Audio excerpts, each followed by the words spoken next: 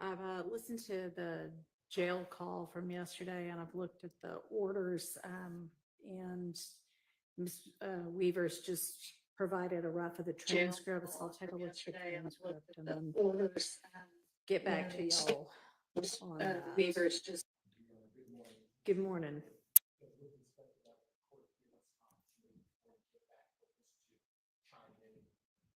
I'll see what I think after I read everything. Okay.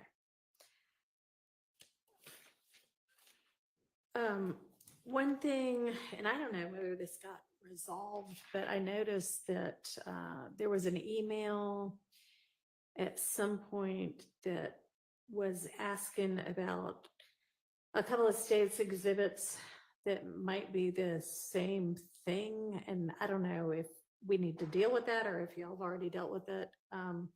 430Y and 437Y, which were videos. Is that still an outstanding issue? That may be something we covered yesterday. Mr. Steele did.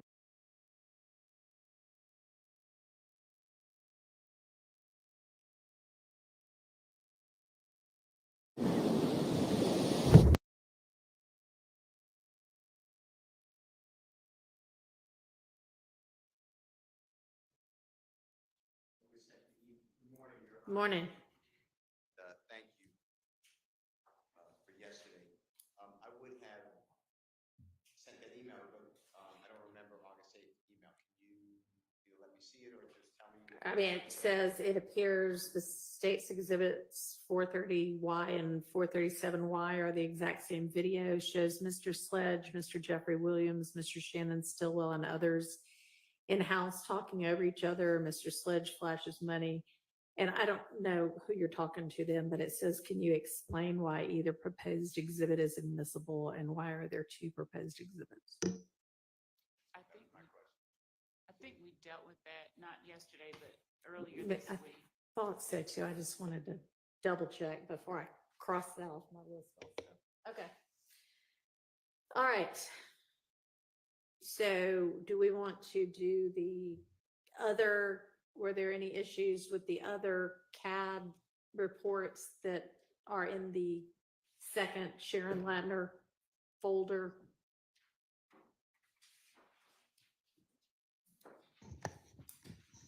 Your Honor, I have not received any objections from defense counsel related to Okay. the exhibits in that folder. Are there any?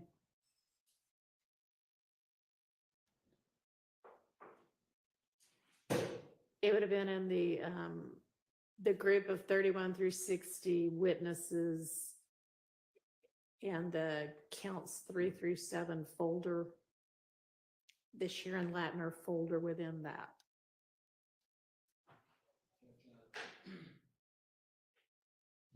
Judge, I didn't see any issues with the CAD report Okay. that haven't been previously discussed. However, I'm still obviously going through them again, but I didn't see anything Okay, preliminary. well, told y'all to do that last night and bring them to my attention today. Didn't see anything. Okay.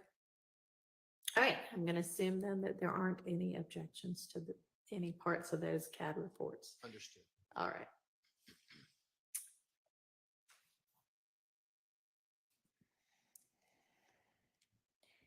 And were we going to come back? I can't remember. We were to the Jean-Pierre social media. Is that because y'all needed a chance to look at that?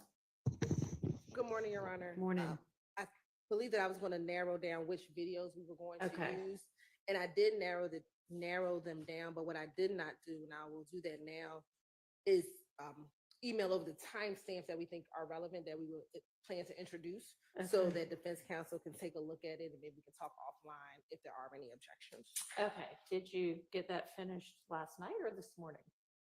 I finished viewing it last night. What I did not do was email the timestamps. Why did you not? So that they could have a chance to look at it before court. That was on me, Your Honor. We were working on some other items, and so I just All right, can I you identified them, and so I will send those. try to like when I give you tasks that you're supposed to do overnight so that we can discuss them the next morning in court or the next day in court, please communicate across the aisle to the other side so that they can also be prepared. Yes, Thank you. It's not unreasonable.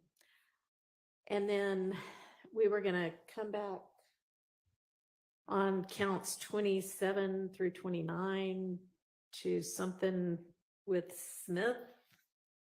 I can't really decipher my notes sometimes. What was that about?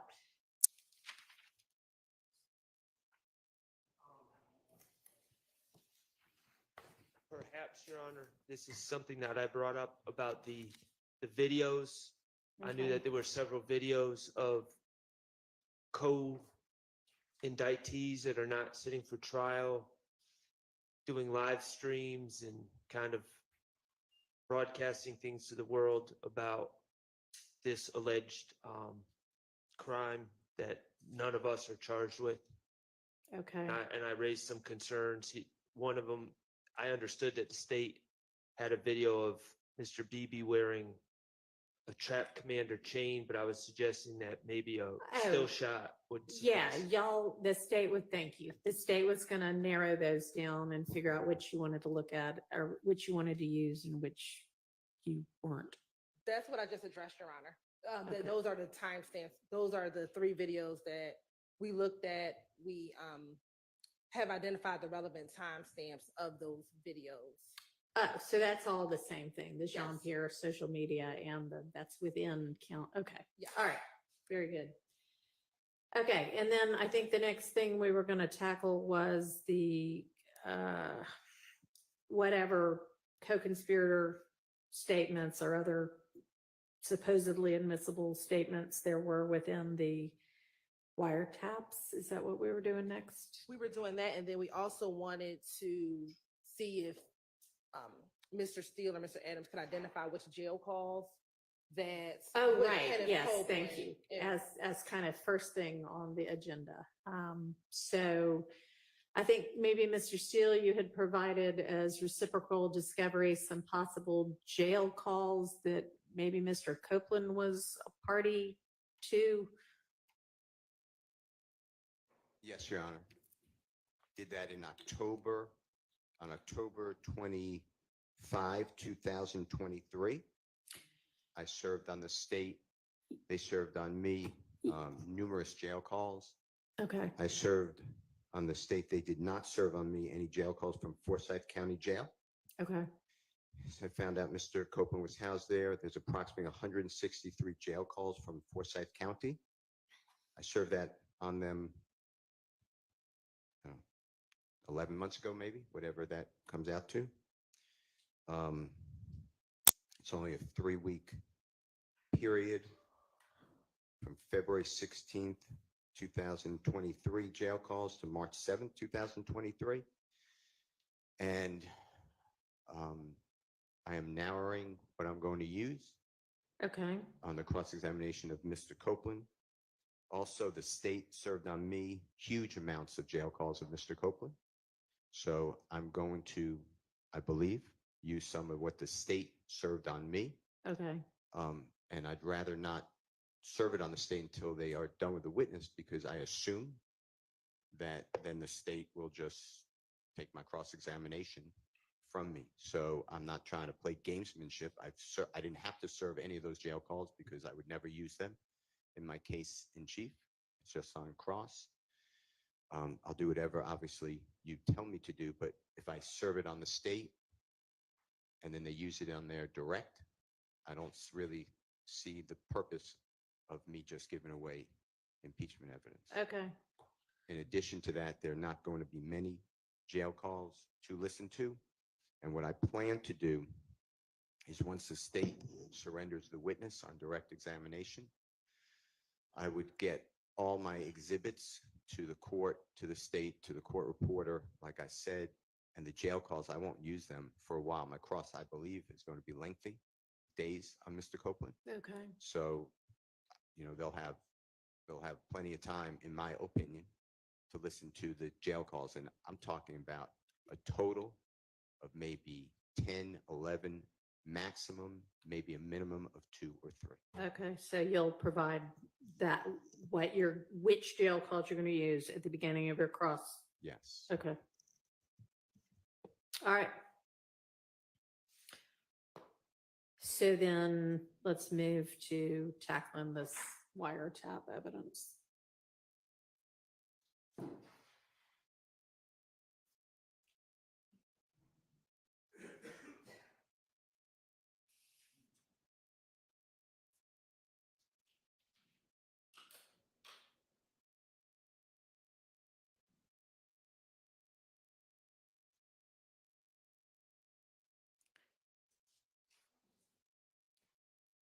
And where would be the best place for us to all look so that we're looking at the same or listening to the same thing?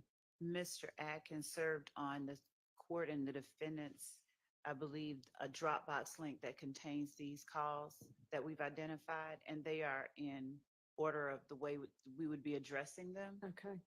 So we can resend the Dropbox link if anyone needs it. Is it the August 8th one or is it a different one?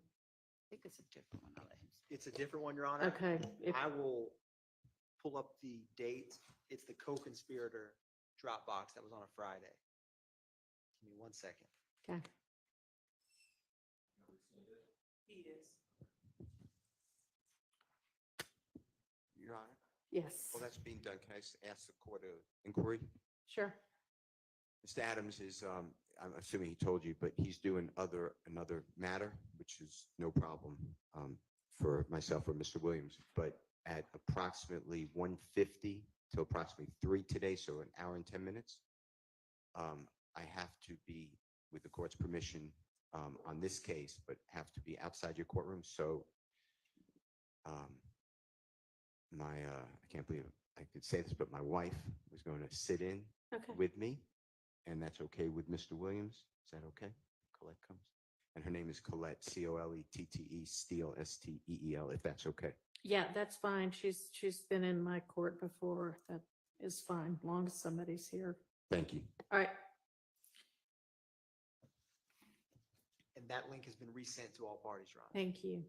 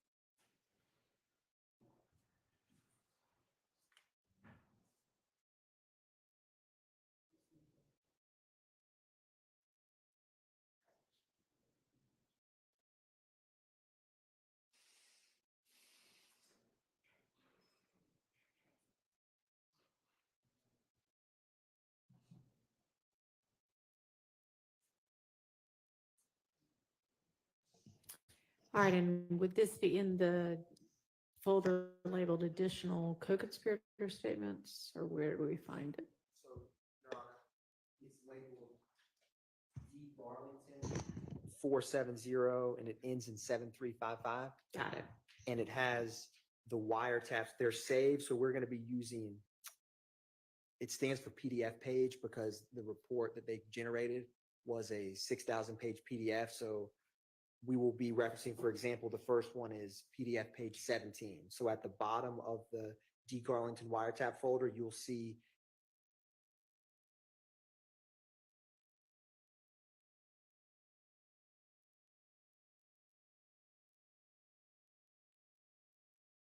P17, and then 11 March 22 at 10:05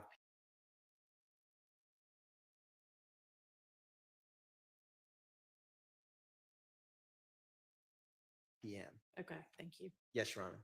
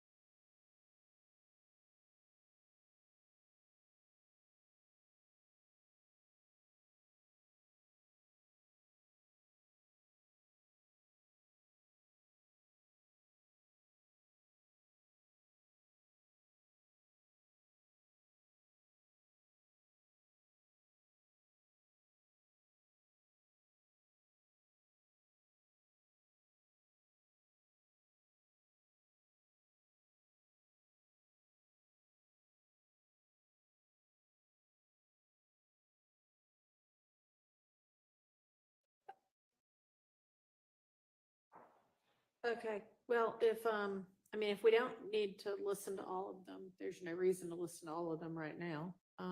So does the defense know which ones they're gonna have objection to?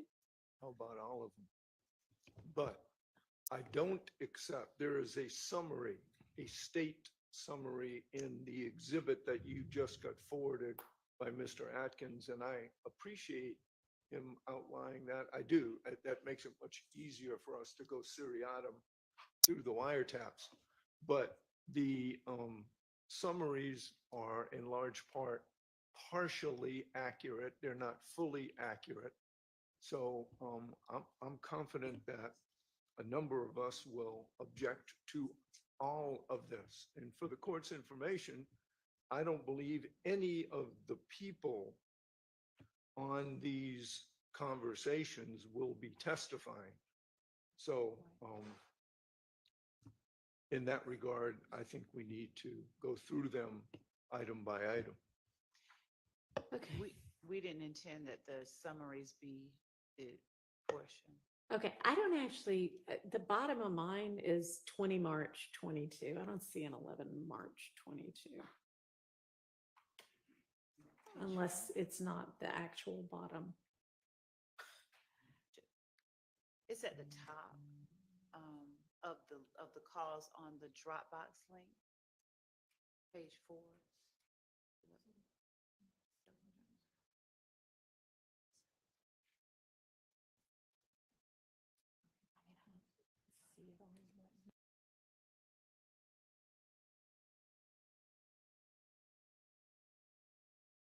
Differently for different people. You know, that's fine. I think wanting this Persefield saved for me separately may be in a better order.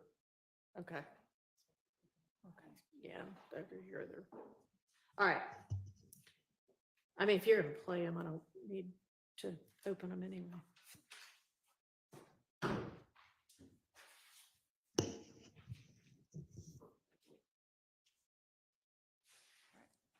I don't see a summary though.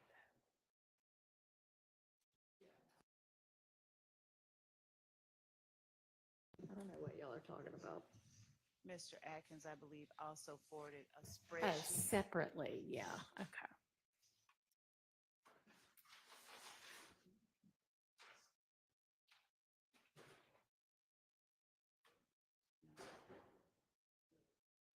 And if your honor would like that, we can resend it. That's fine. I can find it if it matters.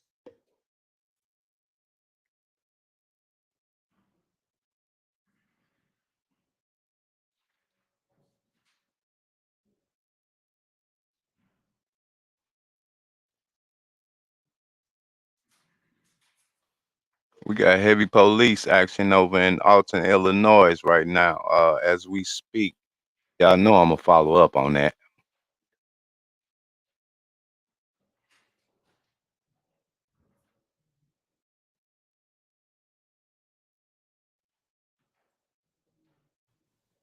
It's taped off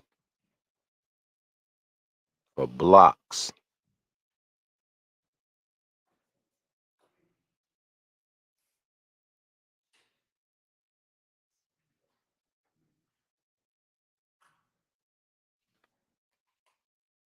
Hey, while we got this dead silence, I'm gonna take this time out and welcome y'all over here to Fly High Productions with Mr. Follow Up.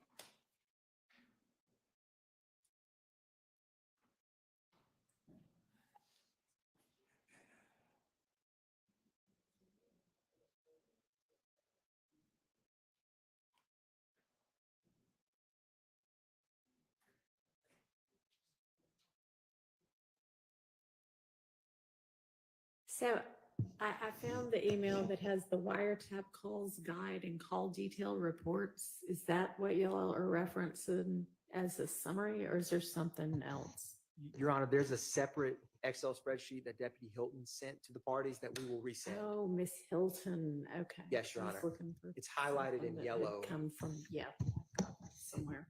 And that came on Sunday at 1:40. Yeah, no, that's fine. I've got that somewhere. All right, go ahead. Let's get started with the first one. Dude dressed like he slept at the bus stop last First night. one is gonna be the call that is labeled page 1711, March 22. The time stamps that we will be playing is 27 seconds in through 3 minutes and 25 seconds.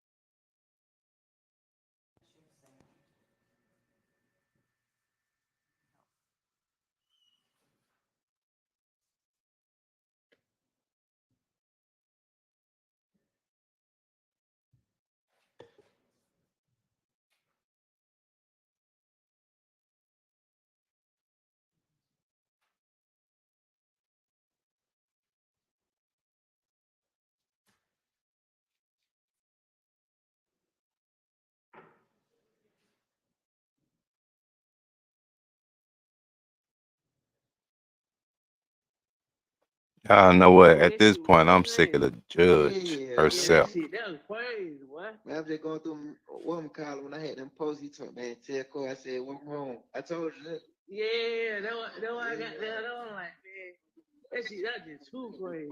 But that's a fool. Boy, I'm like, damn, boy. They hit them more on this. I don't know. I think he the one that got shot in the head. I don't. Like, everybody been said he had done died first. Like that's what they were saying at first. They were just like, bro was in critical condition for a minute. I heard But he got hit in the head. yeah, but Roger had and got down told me what had to him. He had done DM me like, man, brother died too. So we just turn on the video chat shit. But he was like, he came from, Roger said he came from Summer Hill, but Quay just said they got into it with when they was at Chit Chat, they got into it with them henchmen niggas. Who nigga? Man, look, I think them niggas look all I rent them folk, man. You know, them folk been going back and forth, they gonna answer. Last Nigga, all I rent? Nah, not him, but like his little young nigga. Oh yeah, I heard that little hits me shit. Yeah, Quay said when B Slime just had the show, for B Slime them got down rushed to the car to get the file, some shit they hadn't gotten to it. Yeah. That's crazy right there. My cousin just called him, so he know what he told me to pull up. He got down, he know what happened. Yeah. I'm gonna pull up and got down, see what the hell going on. So what the hell you want coming from the car? Yeah, man, they went a little cord, man. Oh yeah, so I thought he went to traffic or something. Yeah, that's what I thought, cause everybody going to traffic. I be telling that nigga they go to traffic. But I ain't even say that to him last night. I seen him putting his clothes on. Okay.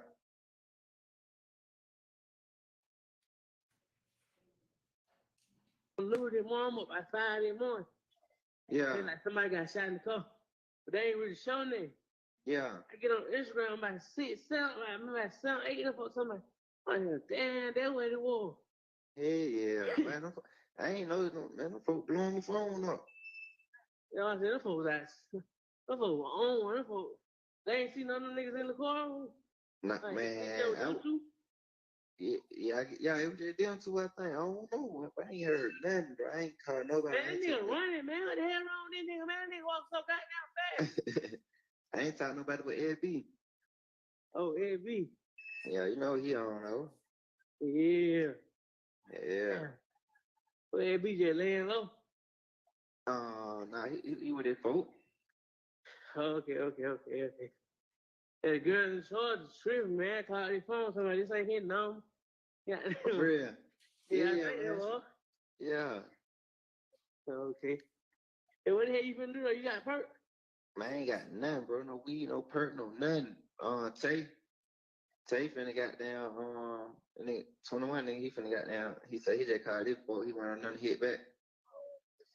Oh, okay. What they supposed to be want for the week? No, you know, I got folk got down some 26. Yeah. Yeah. Can't beat them right now. Yeah.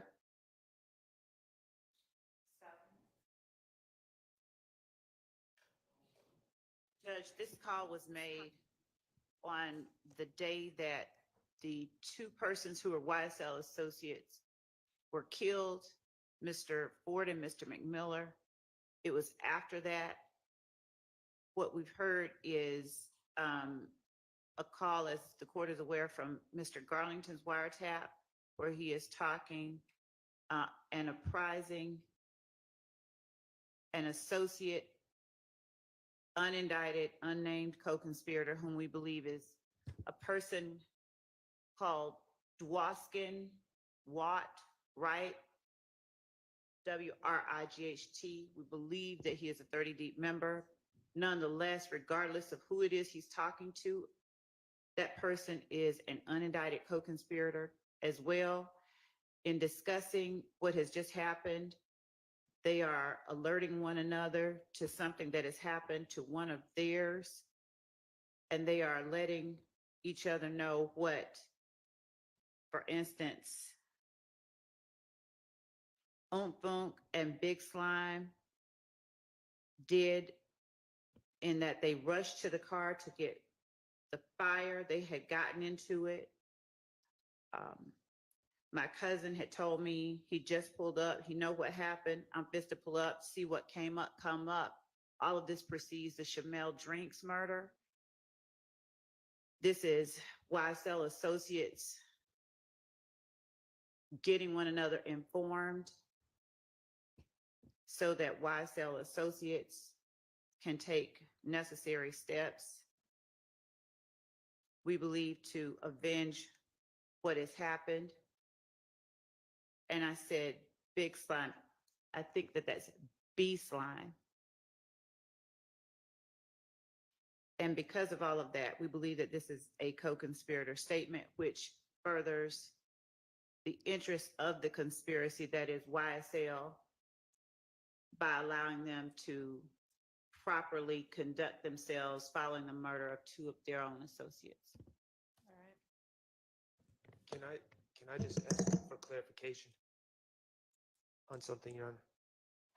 Okay, in Ms. Hilton's spreadsheet, it says time of statement 3:10 to 3:25, but then we just heard it. I'm just trying to know what the state's trying to admit. Is it that whole call? Is it just 3:10 to 3:25 and the whole call was played for context?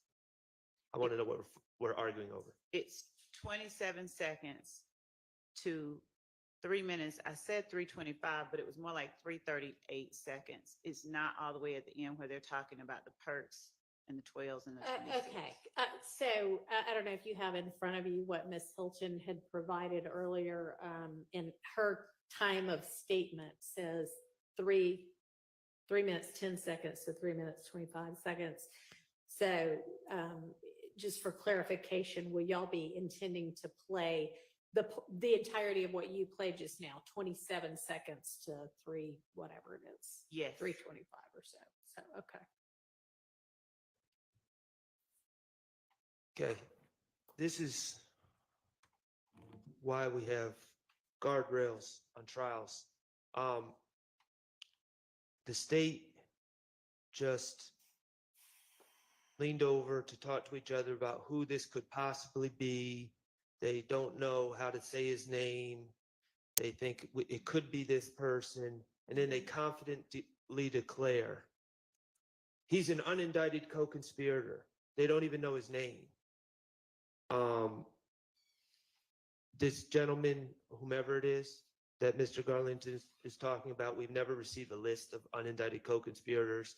And it's just, Okay, I suspect that's because if they knew their identity, they would be indicted co-conspirators. Do you know the, no, I know that there are some who they know the identity of, but do you know the identity of this person? Not with certainty. That's just what, when we asked the question, like, who do you think that this is? Investigator Viverito said, I believe that that is, and she gave us a name. Okay. But there was not a further investigation on the recipients or the callers that were captured in these calls. It's the context of the calls themselves that allow us to designate the nature of the call. Okay. well, okay. So that call, I don't know how anyone could determine that someone's an unindicted co-conspirator from the nature of that call. They're talking about past events. They're talking about gentlemen. It appears they're talking about gentlemen who were murdered earlier in that day. They're talking about past events. There's no, as far as I can tell, there's no planning. To the extent that they're saying, oh, well, it's co-conspirators keeping themselves apprised. I don't know how they can make that statement with such confidence without even knowing who the person is. And I'm aware, Your Honor, that the case law, that the declarant needs to be a co-conspirator, not necessarily the receiver. However, if you're going to make the argument it's to keep gang members or associates apprised, then yes, I believe that the receiver also needs to be part of the conspiracy. So I don't see how this furthers the conspiracy in any way. There doesn't seem to be a conspiracy. And I'll say one other thing that is going to be a common thread throughout these arguments. The alleged facts of the Shamal Drinks murder. There's video camera, and there's video camera that puts my client and a car that he's in, and allegedly Demikian Garlington's in that car, although he's never seen on any sort of video. That's the state's allegation. In a separate car is what appears to be Mr. Nichols and Mr. Farley in a car, and I think they're alleging Mr. Boyer is also in that car. They're on video at the gas station. By happenstance, Mr. Drinks pulls up to that gas station after they're already there. Now, let me be very clear. Mr. Stillwell did not commit this crime. However, I will say that Mr. Drinks was shot within minutes of him showing up at the gas station where these gentlemen already were. So by even the state's theory, there's no conspiracy to kill Mr. Drinks. It's sheer happenstance. And by the state's theory, which we are saying is not true, the decision to kill Mr. Drinks would have occurred within minutes of the death. Okay. So well, there's not, so it's all based on happenstance, a chance encounter according to the state's theory. There's no grand conspiracy here. The two aren't mutually exclusive in that there could be a conspiracy to kill people whenever you happen upon them. So, Okay, and you can make that argument, but they can certainly make the counter argument. Okay, and in that case, if that is a conspiracy to kill people, and again, we're just kind of assuming that there's no evidence of that, but nothing in this call furthers All any right. such conspiracy. Well, honestly, it would have helped to have known what you said after the call, before the call, so that I know what I'm listening for. So I'm going to need to listen to the call again. Okay. And then let's do it the other way for the remaining calls. Will do. And Thank you. also there was, since we're rehearing it, I'll tell you that you're going to hear in the call one apprising the other that SB is laying low with his folks. There's that comment in there, but I'll play it again. All right.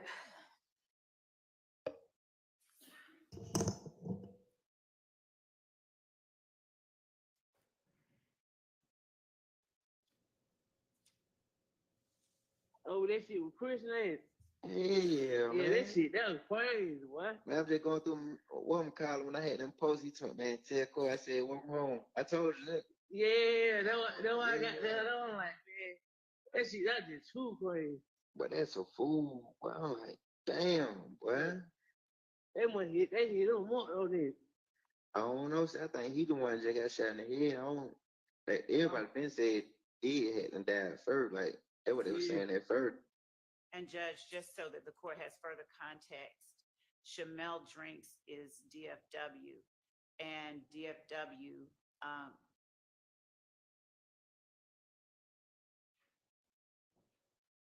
I said that wrong.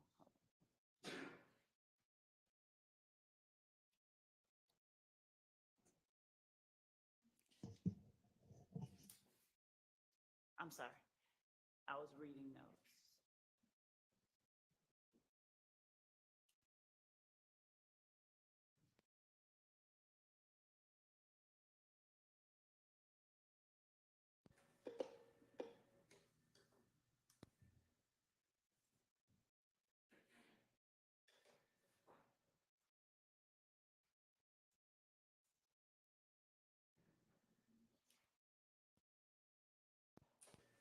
We think a timeline might help you as well. So we're going to give you a little bit more background than what I just gave you. We're going to start further back.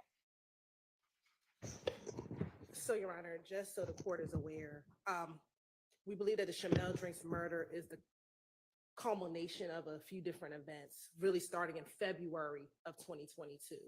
On February 9th, 2022, Rayshawn Bennett, also known as YFN Lucci, was stabbed in the Fulton County Jail by Jaden Myrick, a YSL associate.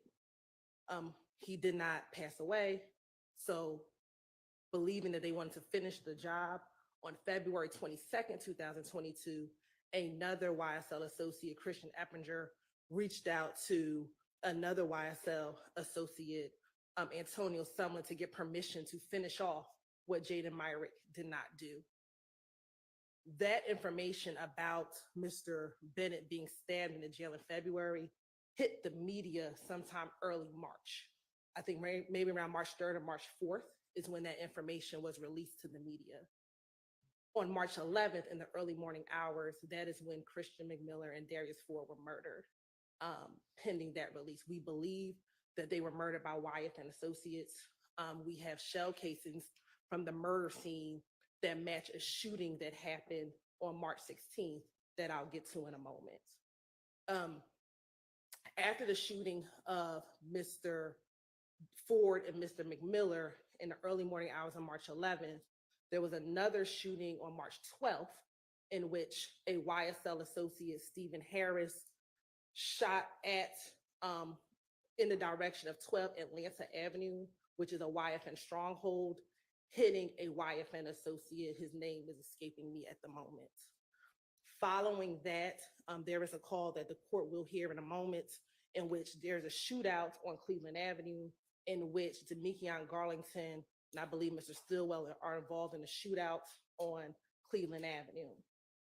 Following that, in the morning hours of, I believe it's the 13th of March, it might be in the early morning hours of the 12th of March, there is a drive-by shooting near 2830 Waters Road.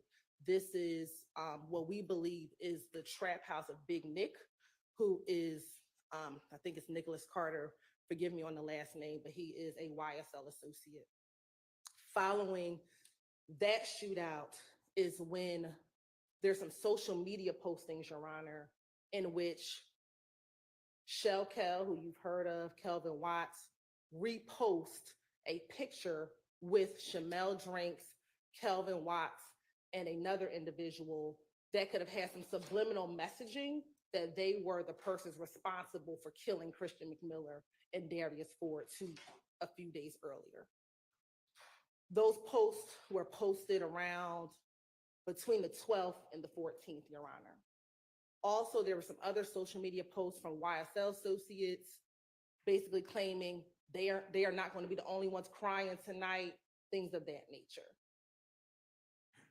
Then we had the murder of Shamel Drinks on March 14th at about 9:55 p.m. in the evening. And then following the murder of Shamel Drinks, we have on March 16th in the early morning hours around 12 o'clock a.m., another drive-by shooting at 2830 Waters Road, where you will hear some wiretap calls of Mr. Garlington, Mr. Stillwell, and Mr. Farley actually at the house during the time of the drive-by shooting, or immediately after the drive-by shooting. And then Mr. Stillwell and Mr. Nichols are apprehended on March 17th. So understand that timeline. A number of these early wiretap calls are going to come into that time period with when all those events are happening. Go further and going into the conspiracy. Your Honor. All right, thank you. That's helpful. They was like, bro was in critical condition for a minute. I heard you got hit in the head. Yeah, but Roger had and got down told me what happened to him. He had that DM me like, man, brother died too. So we just turn on the video chat shit. But he was like, Roger said it came from Summer Hill, but Quay just said they got into it with when they was at Chit Chat, they got into it with them henchmen niggas. Who niggas? Man, I think them niggas all I rent them folk, man. You know, own folk been going back and forth, they gonna answer. All I rent? Nah, not him, but like his little young nigga. Oh yeah, I heard it little hits me shit.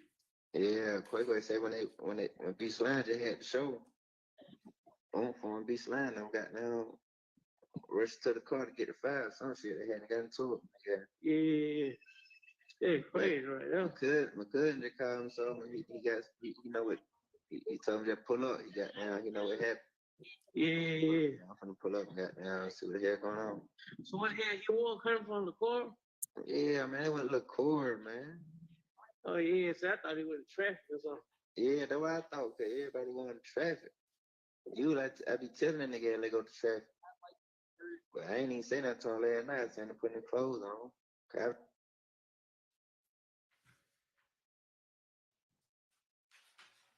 Lose their mom up by 5 in the morning. Yeah. Feel like somebody got shot in the car. But they ain't really showing that. Yeah. I get on Instagram by 6, 7, I remember at 7, 8 up on somebody. I'm like, damn, that's what it was. Hey, yeah, man. I ain't know, man. Them folks blowing my phone up. You know what I'm saying? Them folks were on one. Them folks, they ain't seen none of them niggas in the car.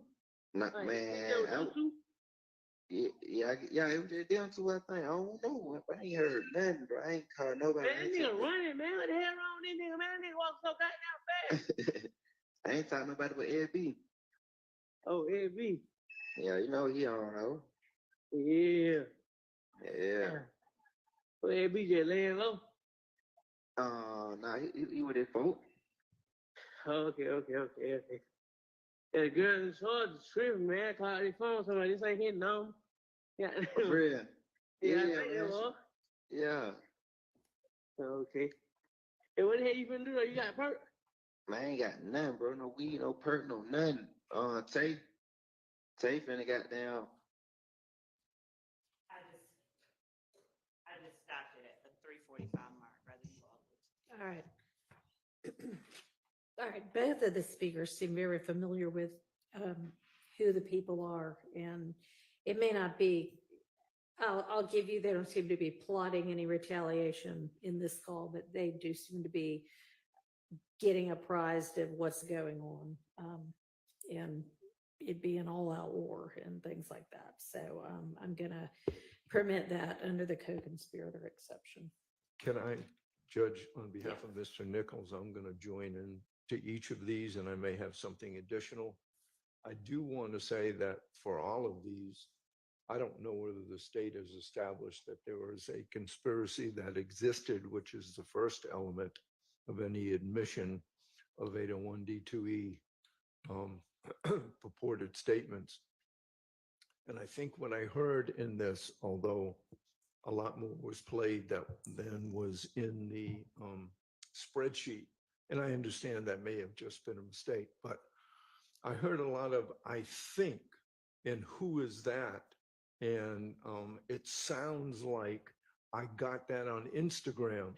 So I want to have a continuing objection, and I'll object again when it's appropriate, to what's commonly referred to as nested hearsay, which is somebody saying what somebody else said. It's hearsay nested within hearsay. So I don't know whether, well, I don't agree, of course, with the court's ruling. I'll abide by it, but I think there's more to it than just they're telling them what's going on. I think they're telling them what they heard, what's on Instagram, and I want to make sure that this quay, somebody said quay, not qua, or qua, but quay. And I think the response was, "Who's that?" And then they talked a little bit about that. That is not Mr. Nichols. And if there is any dispute about that, we can go into that further. All right, well, with regard to the nested hearsay objection, I don't think that what got posted on Instagram or anything like that might be nested. It's only hearsay if it's being offered for the truth, and that type is not, I think, being offered the truth. Is that correct, Ms. Love? It's being offered to show that they are trying to keep apprised of the latest that's going down between these rivaling factions. That is So overruled. exactly right. And I mean, yeah, it certainly sounds like quay to me. And so if there's going to be any, There's not going to be speculation unless someone decides he wants to tell who that is. There's not going to be any speculation about who Quay is or all right, assertion that it's Nichols. okay, let's move to the next one. I meant Darlington. And then y'all give me kind of the rundown of what I need to be listening for and why you think it's admissible under a co-conspirator exception Yes, Your before Honor. I listen to it. Yes, Your Honor.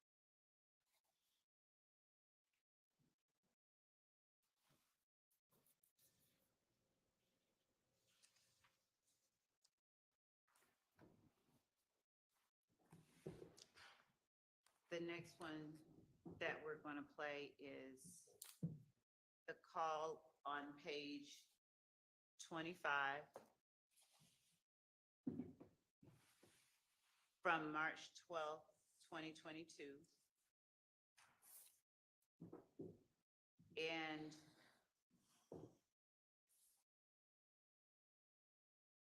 this is a call that speaks to the portion of the indictment regarding the sale of narcotics to support the enterprise. And on this call, Mr. Garlington is on the phone with the female who is asking, where are the people with the perks? Mr. Garlington's response is, SB says he has no more. Everybody in the studio just wants some. Everybody in the studio wants some. They just bought him out. I'm going to let the court hear it. That's just a summary of what we have, but in terms of. And that's what counts of either the indictment or overt acts. It's count one, more appropriately looked at on page.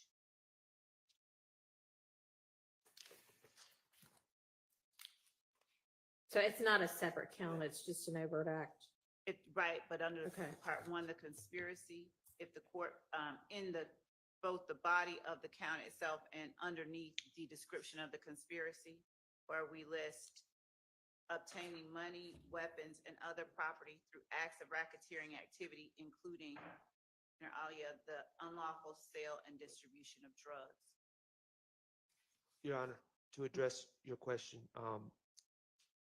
in overt acts or substantive counts, neither Mr. Stillwell nor Mr. Garlington are charged with distribution of drugs. That's nowhere in the indictment. The conspiracy is described as that. Where, what page of Page the? 12, I believe, if you have it labeled the way I have it, but it is directly under count 1, after the names are listed and after the statute itself is described, we have in the indictment part 1, the conspiracy. And if the court looks at the 4th bullet point under the paragraph labeled part 1, All the right. conspiracy. Okay, I see what you're talking about.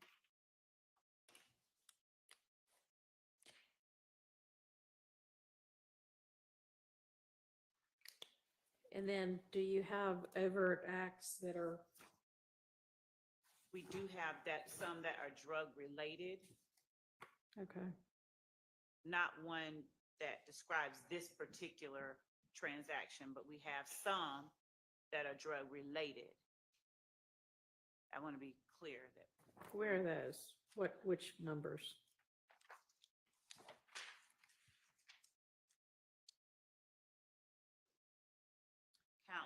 I'm sorry, act number 3, possession of marijuana with the intent to distribute by Shannon Stillwell. Act number 8, possession of cocaine with the intent to distribute by Antonio Sledge.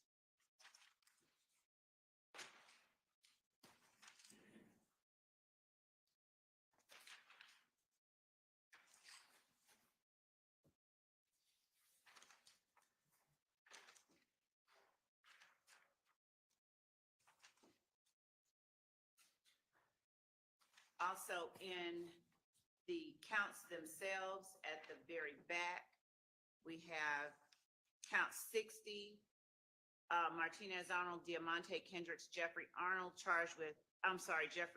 charged with possession of cocaine. They are also charged with It just, possession of cocaine doesn't get anybody any money. violation of count 59, violation of the Georgia Controlled Substances Act, possession of codeine with the intent to distribute, count 58, violation of the Georgia Controlled Substances Act, possession of marijuana with the intent to distribute. They are charged with gang activity, to wit, possession of marijuana with the intent to distribute, possession of codeine with the intent to distribute. All right, and so this would be evidence simply of the pattern of racketeering activity by members of the alleged RICO enterprise. Yes. Okay. Your Honor, I'll point out that these are different individuals, different types of drugs, Mm-hmm. and from absent the count that the count involving Mr. Williams from 2022, those other examples of drug-related overt acts are from approximately 9 years before this wiretap. Okay. And, Your Honor, the counts, the substantive counts that you just referred to, they're all on May 9th, 2022. You should know that's the date that Mr. Williams was arrested. He has a home, he has many homes actually in Atlanta and elsewhere. And law enforcement officers found several people who lived at that home. This was not a distribution. I mean, I understand very clearly that the state's alleging this and the state's proving it as, yeah, I understand. People have drugs. They may be illegal, but people have drugs. People have parties. Sometimes people have a lot of drugs. And establishing that you've got a lot of drugs and establishing that you are intending to distribute those drugs to garner additional money for your alleged enterprise are two entirely different things. That'll be up to the jury to decide. They can offer their proof. I mean, that's not what I'm here to decide. I'm here to decide, is it admissible under the rules of evidence? So I hear what you're saying. You're gonna have to tell that to the jury. That's not up to me. All right, so Yeah, so I understand the purpose for it, so let's go ahead and hear do we know who the female is? We do not have information definitively. All right, Hold on, go ahead. let me see. Okay, wait a minute.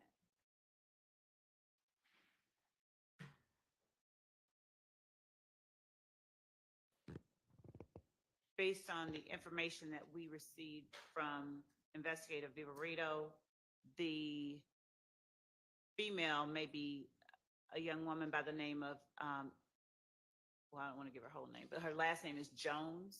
Okay. And she is the mother of one of our defendants' child. Okay.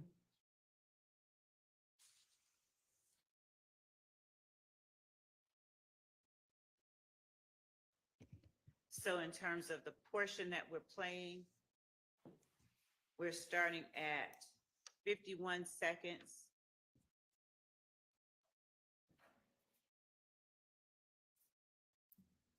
Zero, 51.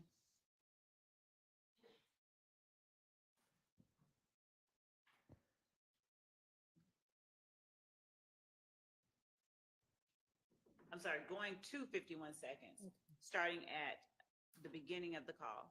All right. I gotta pull it up.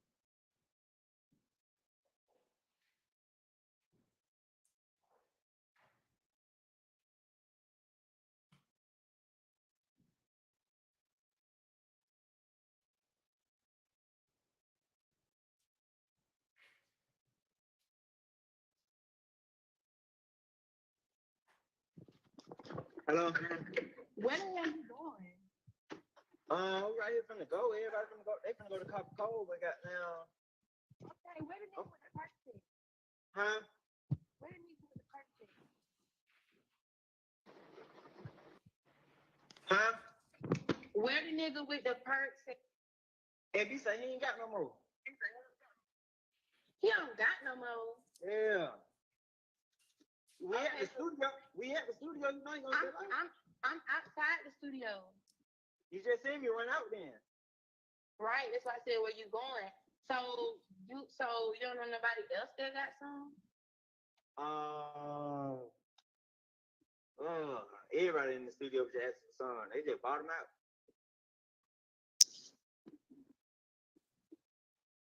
And I stopped at 52 seconds, but it was just after he said they just bought him Oh. out.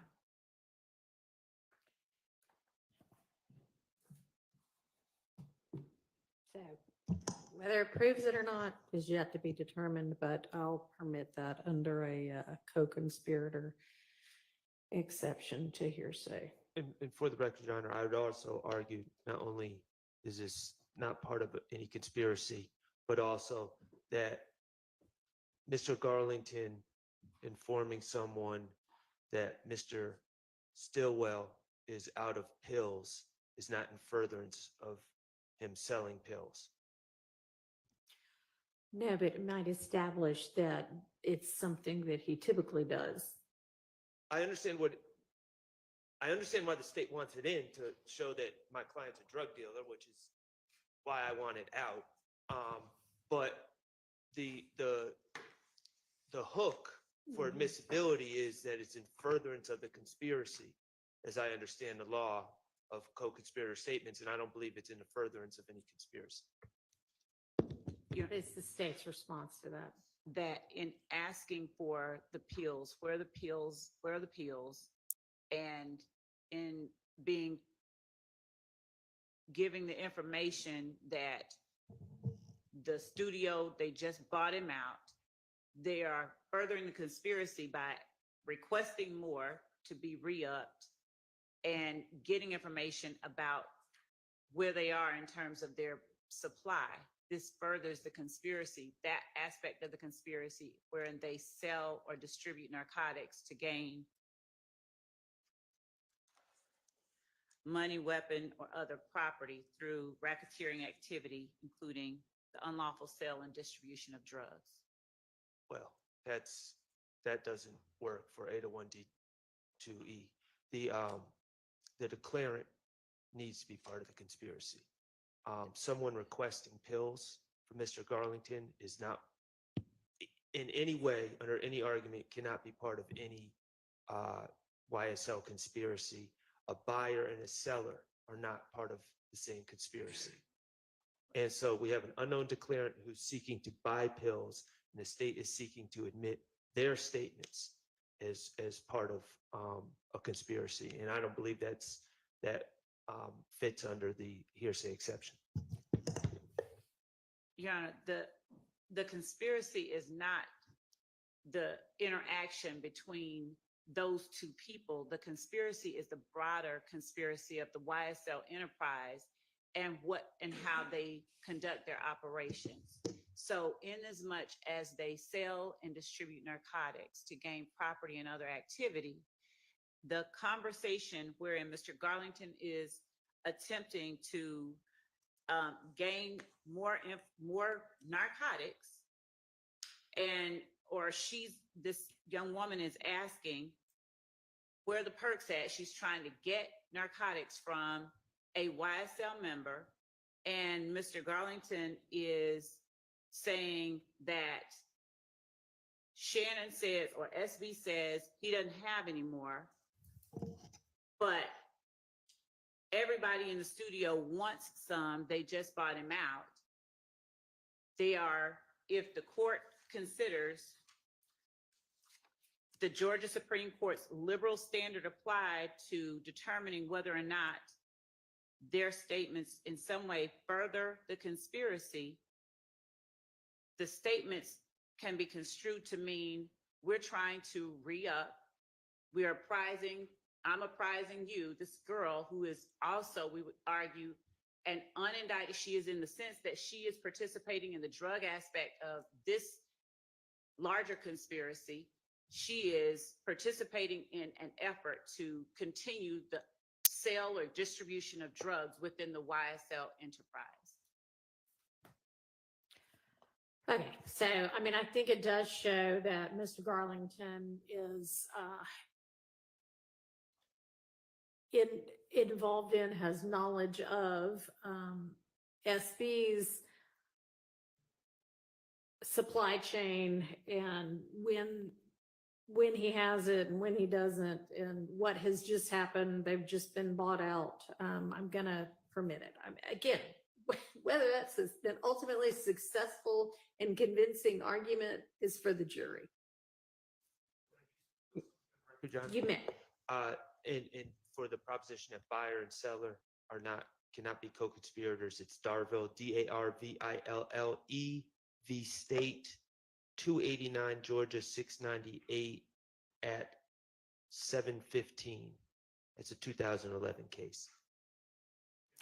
All right, but it doesn't appear that Mr. Garlington is a buyer or a seller right now. He seems to be kind of a middleman for communication. So if your argument's he's a buyer or a seller and it can't be both the buyer and the seller, that's not who's having a conversation. No, my argument was that the state's seeking to get in the words of this young lady who is clearly a buyer. And if we're saying that YSL is a set of sellers, a conspiracy of sellers, she cannot be a conspirator with them. And that's my argument. Okay, well, I'm admitting his statements under the co-conspirator exception, and hers would just be to give context to what on earth he is talking about. Your Honor? Yes. Understanding the court's ruling, can the record also show that you consider that this is spilling the beans and it's not in furtherance of the conspiracy, because all it's doing is saying the person doesn't have something that does not further the conspiracy. It's not like he is going to rob someone to get the drugs. So I just ask that the record show we're not waiving that issue. All right. either. Thank you. Your Honor, the court, Mhm. I wasn't certain whether Mr. Steele was asking the court to find that, or if he was just saying that was their objection.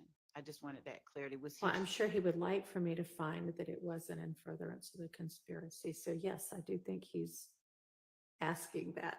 He's objecting on that basis. Thank you. Understood. He's making the record clear. Thank you. All right. What's the next one? The next call is on page 40.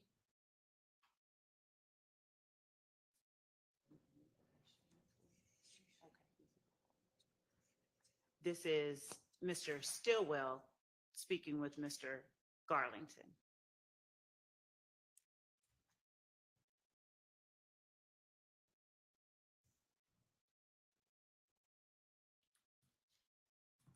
And what's this going to be about? And in that particular call,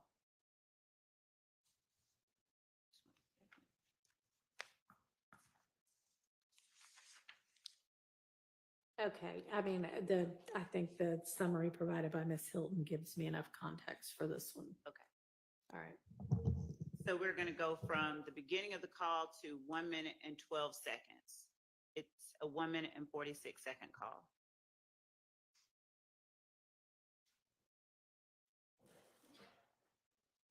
And we're not playing because I didn't share.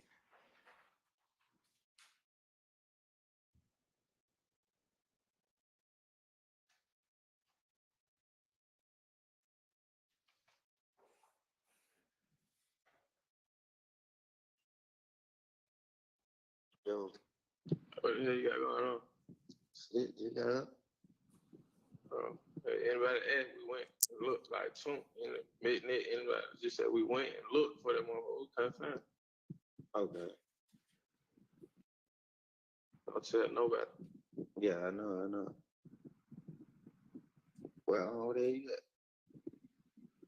Leaving the room. Leave me alone. Yeah. What you figure it Huh? What you feel you gonna do? Shit, same old shit. Same shit. Same shit. I'm saying, what you Some told me he gonna come pick me up. Shit, that was going. Yeah. Yeah. Think somebody beat him, Rollo. I said, man, Rollo ain't getting no coat. Yeah. I tried that shit yesterday with a nigga on got down. Yeah. Yeah.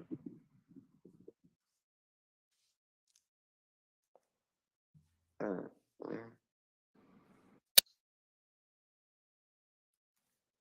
I stopped it at 1 minute and 14 seconds.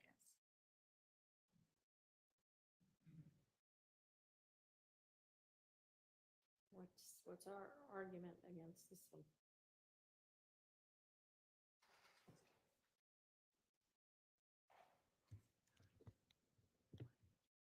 Mr. Stillwell is apparently on the recording, or what's alleged to be Ms. Stillwell saying, but I couldn't find it. I don't know what the state's theory on how this advances a conspiracy, I can guess, but the pronoun it doesn't make a lot of sense to fit their theory. So, I don't, from the context, I don't see how that could be in furtherance of a conspiracy. That seems just like talk, which we obviously aren't privy to the conversations that these gentlemen have offline, which would provide context and context that they have it with each other, but that's my objection. So, Your Honor, we believe this is a party opponent statement of Mr. Stillwell, but from the state's reading of this call, they're trying to do a drive-by shooting, but they can't find the op, just to put it plainly. And then when one is asking what you're getting into and the other one says the same old shit, the same shit, essentially they are apprising one another of their efforts to shoot an opposition gang member. And I don't know whether it says it or him, but Right. regardless, I mean, the whole context of it, you can tell that's exactly what they're talking about is what Ms. Love just offered. Gonna admit it both as an admission by a party opponent and or under the co-conspirator exception. May we have a continuing objection to all these? Sure. Thank you. Yeah, I mean, I understand that just because I'm ruling against y'all, y'all aren't waiving your objection. Unless, and I still understand it, but do you mean you're now not gonna voice objection to the rest of them? You're just gonna assume that I, No, I was talking about Okay. at trial with the yes, jury yes, when these of are course. presented. All right, next one. The next one is page 61, March 12th, 2022 call.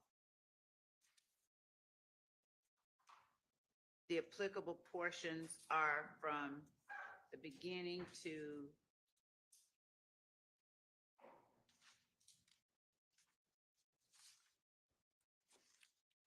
two minutes and 35 seconds.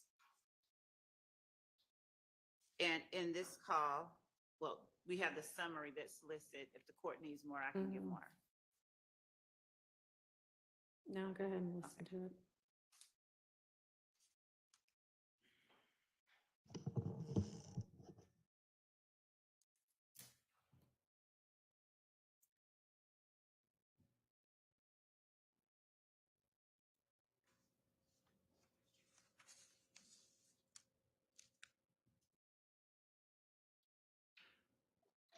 Oh, Twin. What the heck going, son? Man, shit. Right here on the east side. On the east side, what the hell you been up to? Man, shit, chilling. Yeah, What the hell you got going, bro? You alright? man, that shit that crazy, yeah, man. That shit Man, that gay. oh, God. Main reason why I've been staying in the house, man. Man, what, that is crazy, but nigga ain't really even trying to go wild. Yeah, But there's been too much going on, bro. Man, what? I've been chilling with my brother, boy. If I ain't at scrap my brother, boy, I'm in the house, man. Yeah, man. Man, you know, goddamn, you know, I ain't got that going, you know, you need him, I'm call away, though. Yeah, for sure. I wouldn't do that. Like they told me, your brother was your little partner. I don't even know the nigga from the paint. Who? The nigga, they're done. But my mama told they was me and my brother in the car right now, nigga. We come these niggas now trying to see what the hell they sell. Who? That nigga, you talking about little Dunn daughter? Nah, hell no. Oh, you talking about little Dunn? Yeah. Oh wait, yeah, you might be serving or something. No. He like that. Yeah. All right. Yeah, no, cuz, you know what I'm saying? We got down, I go with the whole, but I think the whole like telling him, like, you know, I stay, he tell me what you want to do, like, what do you want, like, what do you don't even know me, why you don't want to play like that? Man, what? Yeah, somebody just called me and told me shit, like, I don't even fuck with the whole, like, nigga, Who? man, the whole, who everybody was just fucking with, man. What old twin? The whole, YSL. I don't know her, but I'm gonna holler at little Dunn about that. Yeah, I don't know tonight. What you want? Like, what you want to do back? But you seen it with your own eyes. Man. No, nigga say he heard it. You know, I got down. You know the little shit with the helmet. You know, she thinks that down. Shannon and folks set her up. Yeah, she think like they set her up, but she got down like. These niggas want to play like that. Like, I know what all the drops fit. Like, I know what all these drops fit. So they were like, they hurt. Yeah, they were like, they heard. And they were like, all right, so what you want to do? What you want to do like the nigga did? Okay. Yeah, but I don't even know you. Unlimited. And here, don't call that nigga. I ain't got no number for him. I'm gonna take your call. Yeah, you got going on, man. You know, I'm not here on the street, bro. Who the hell you gonna have to fool you? I'm telling you. Man, be smooth, man. Come on, man. They about that tone forward, so you know how to go, bro. Yeah. I don't think you call that nigga right now. Into the car. I got you. Yeah. If the court wants to hear from us first, I can, or, Go ahead. okay. So Judge, this call is one in which one is apprising the other of what's going on, letting him know Mr. Garlington letting the other male know about things that may put them in danger. This person believes, one of the opposition members believed that Shannon and Pokey set her up. He's apprising the other male that he's talking to that this person is asserting they know where all the drops and the spots are. In keeping them, one another, co-conspirators, up to date on possible actions that might be harmful to the group. They are allowing each other to remain alert and ready for any action that may come as a result of what this person that they're talking about is doing.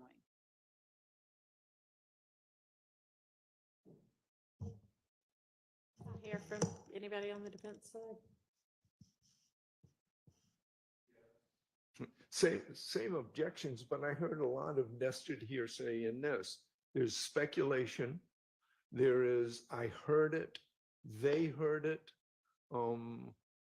It's replete with nested hearsay, and we still don't have an identification of the person being called. So for all the reasons that we've said before, I think that this cannot be considered to be something that fits within the particular definition of 801D2E.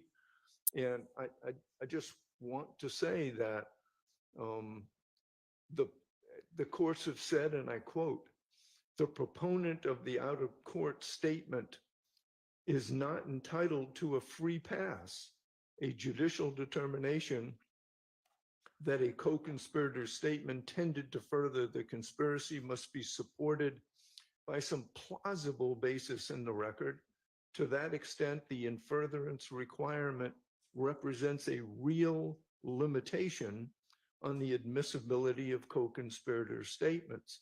Here, half of the conversation is by an unknown declarant.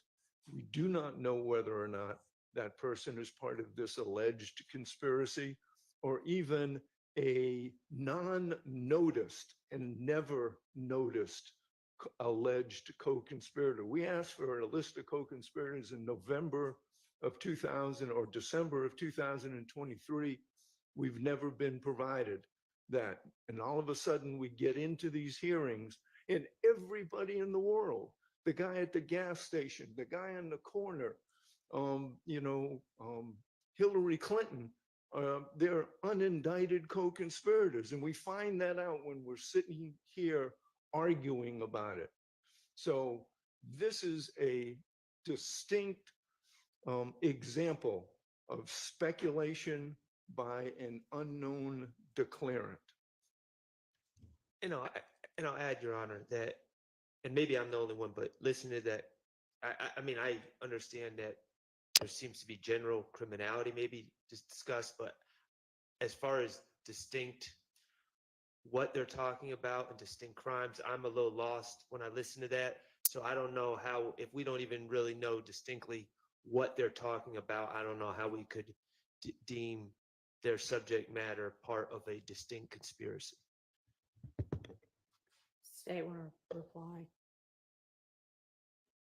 Yes, Your Honor. I think that the context of this call makes it clear that they are apprising and warning one another of possible harmful actions by an opposition member, and keeping one another apprised of possible harm at the hands of opposition is an act that furthers the interest of the conspiracy. The conspiracy being the YSL enterprise, the criminal street gang that is YSL, in keeping their members out of harm's way, from being harmed.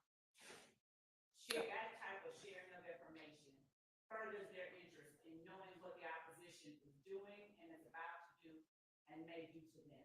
All right, I'm gonna rule that that's admissible.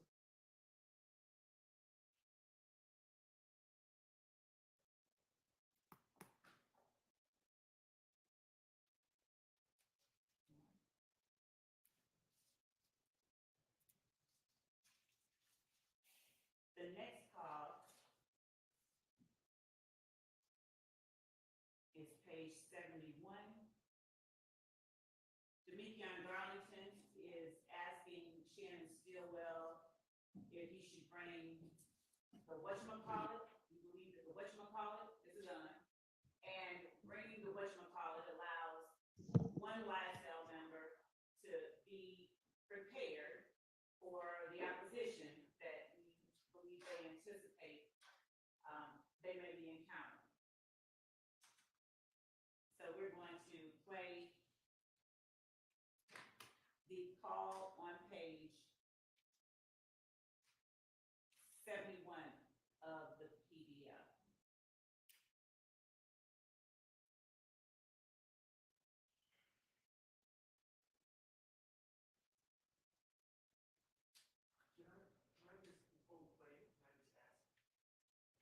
The state in their lead-in, are they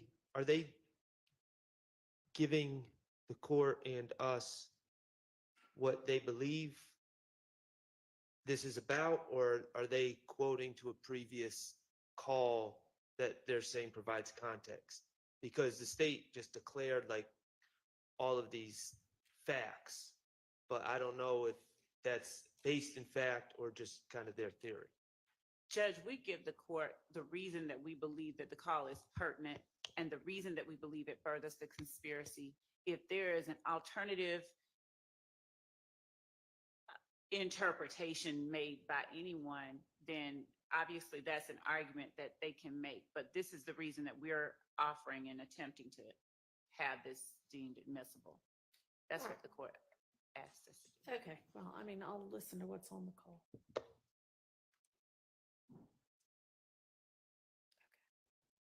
And we'll take a restroom break after this call. Yes, Your Honor. That's a phone Yo, come outside, bro. hey, Yeah. Brandon, what I'm calling? I told you, don't bring it yet, bro. All right. Yeah.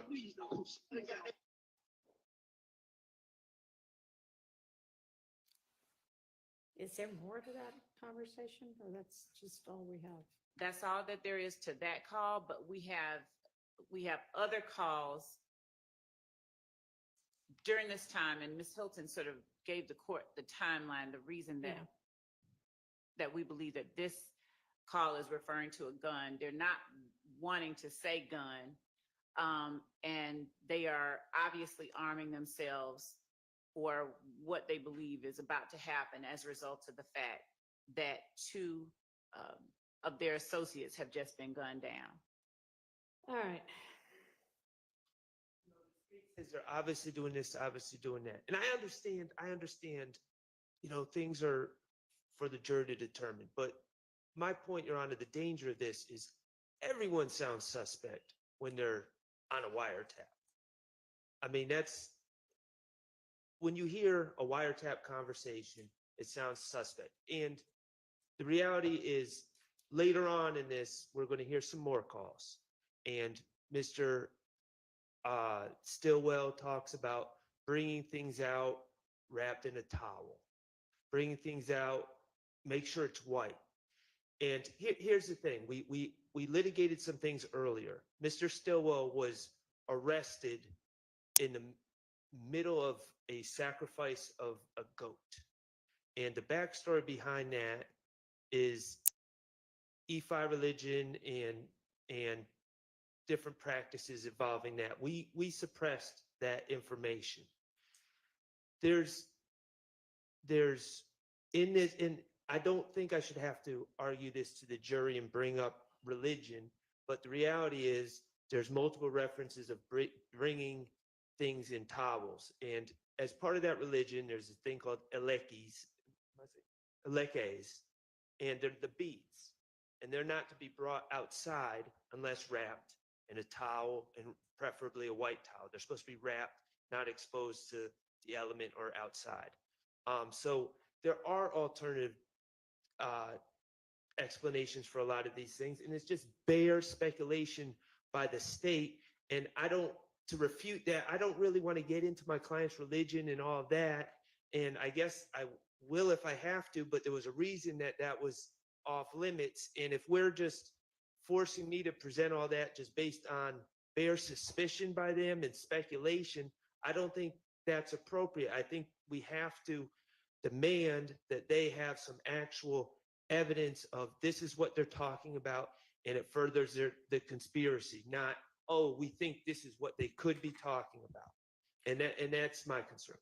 Okay, and it seems to me that the timeline that they provided is enough of the evidence to suffice. It's not in a vacuum.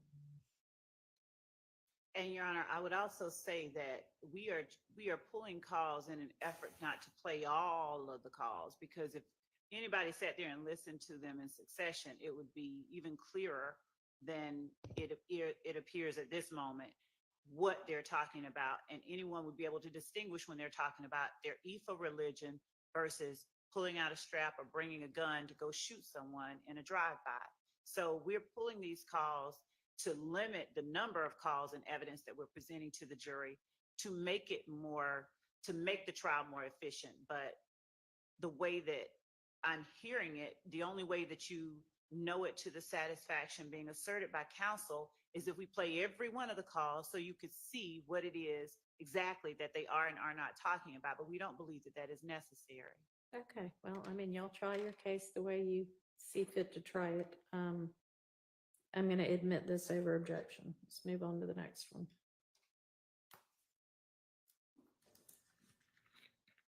Oh, sorry, we were going to take a restroom break. Yeah, I obviously don't need one yet. I'm still up here drinking water. All right, we'll take at 11.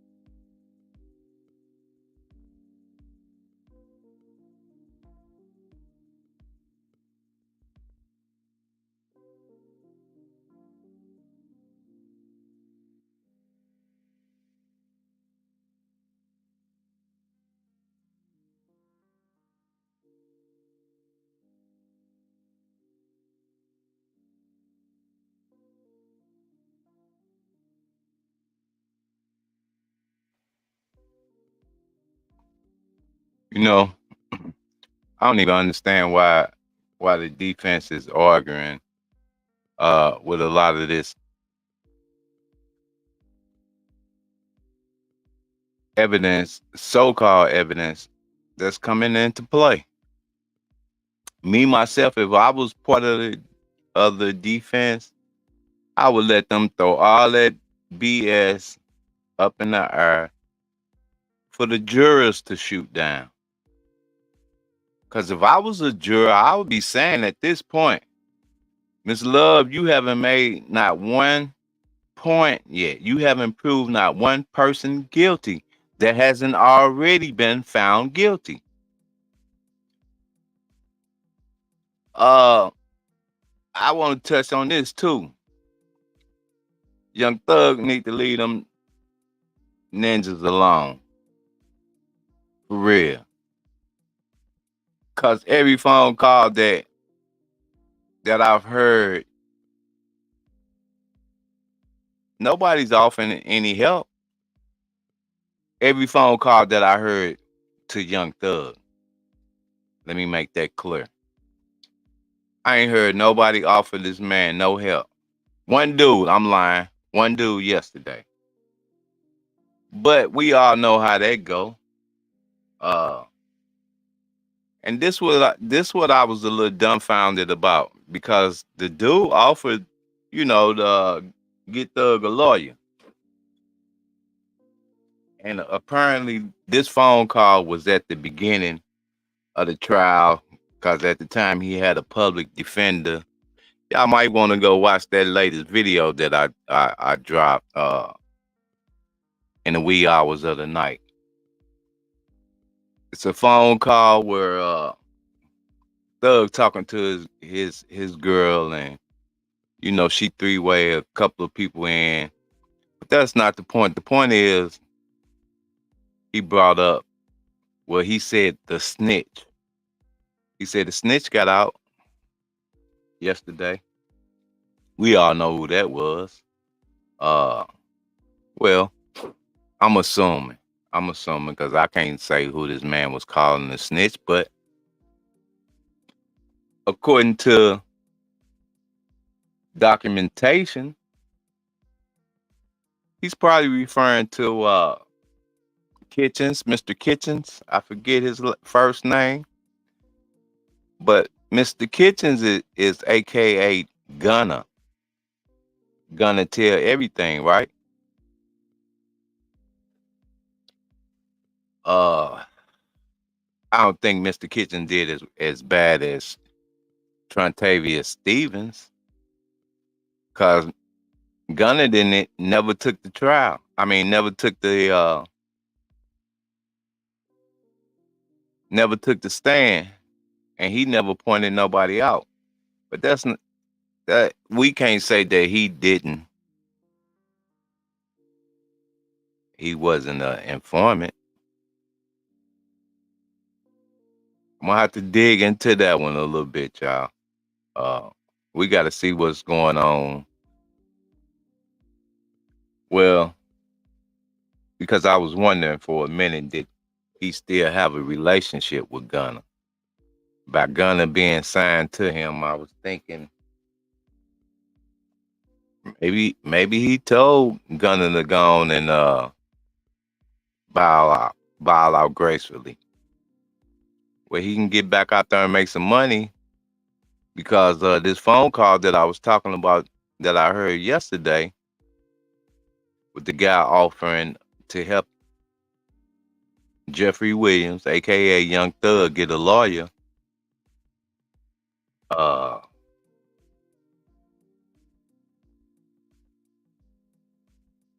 Man, forgive me, squad. My mind went blank. I have 1,000 things going on in my head at any given second. But back to the phone call. He called. Well, I'm assuming that he was calling Gunna the snitch, right? But then he mentioned Lil Woody's name, and he said Lil Woody folded on him. Lil Woody a rat. This was all at the beginning of the trial that Well, not even at the beginning of the trial, because it took them months to even come up with a jury. So during the course of all that, your guy had been locked down. They denied him bond, denied him house arrest. And if y'all was listening, now I made this point maybe about a week or so ago. The young thug was offered a 2-year deal that he denied. I wasn't I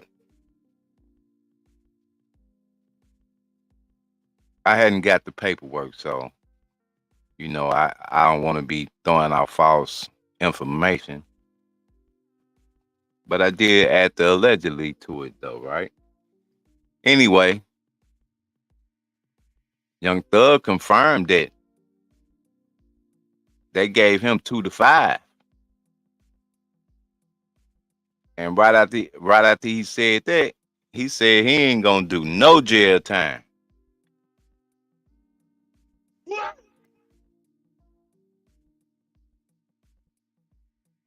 But he been sitting in jail ever since.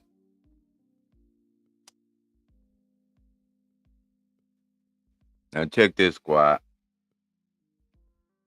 Do y'all think Adrian Love reaching right now?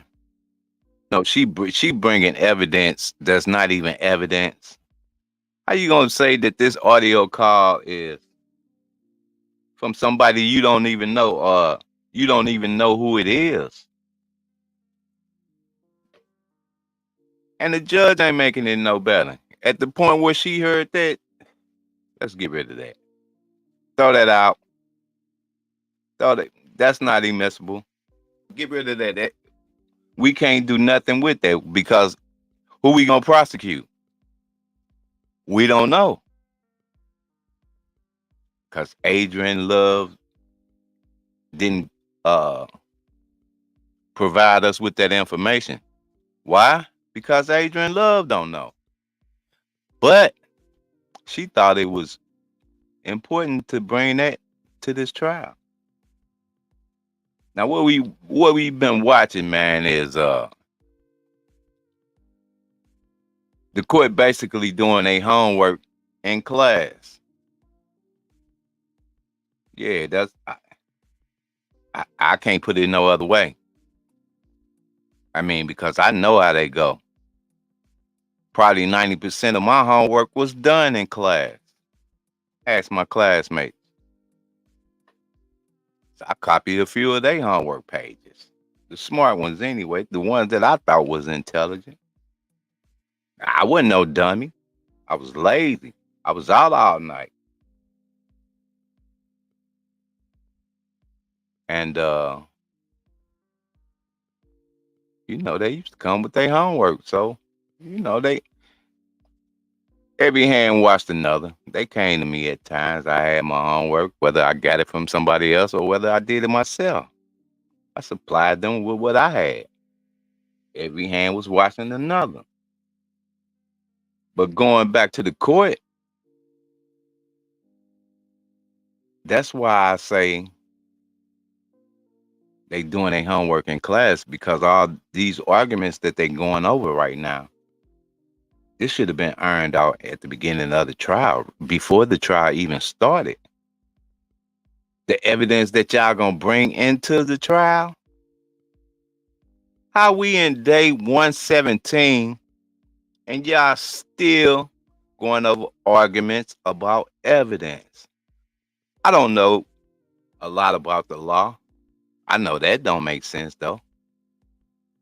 That don't make no sense at all. Then you got Miss Love's puppet, Simone Hilton, over there. They done got the third party in there. And he come in there, he looking like he slept at the bus station last night. I guess Adrian gave him that suitcase that she was keeping her clothes in. Cause the chat was going crazy about her wrinkled clothes. Then you know, when she cleaned it up a little bit, I noticed Simone was looking like she was snatching her outfits out of a suitcase. All that's irrelevant, I know. Uh,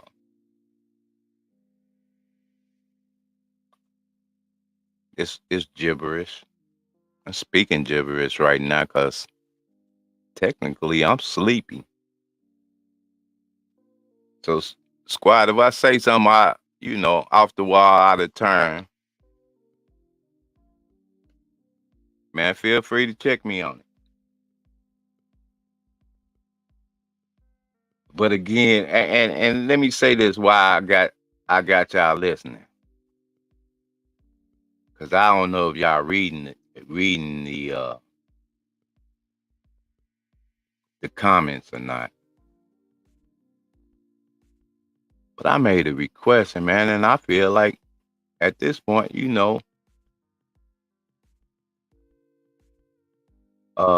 my likes should match my views. It don't hurt nothing to hit that like button, y'all. I'm trying to get this out, get out there in that algorithm.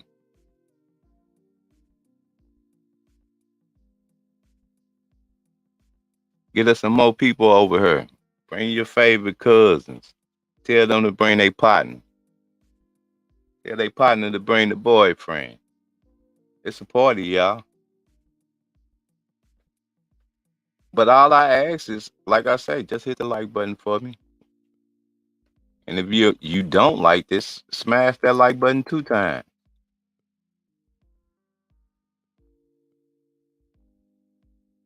But I want to hear from your cousins at this point, because y'all rather silent. Bring the cousins on over here and rap to me. Yeah, I know I'm silent sometimes too, but you're not about to catch me just. I don't practice talking to myself. Hang on. Here we're missing. We back in the courtroom.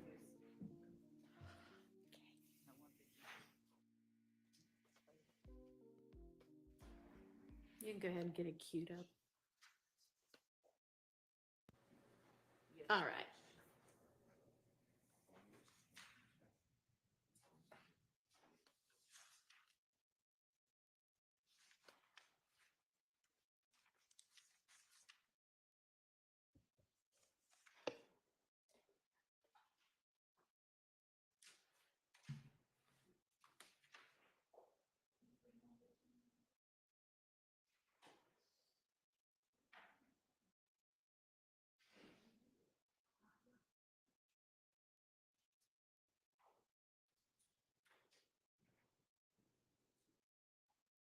Damn, we come back to the courtroom with silence. Judge, the next one we have on the list is 152. The 115 is one we'll come back to. We didn't have it on the list that Ms. Hilton sent. It's in the Dropbox link, but Right. it's not on the shorter list. So we'll come back to 115 and just go skip to 152. Okay. 152. I think maybe it seems like maybe the page numbers on this are maybe one off on a lot of these. So I think it's 150 on this, but for whatever reason, 152. No, Your Honor, so the left column is the reference number. Yeah. Don't look at the reference number column, look at the PDF page number column, which is the second column in. Honestly, so that I could fit it on one screen, I ditched some columns. Oh, So whatever. I'm following y'all. Go ahead. So, all right. I don't see 151.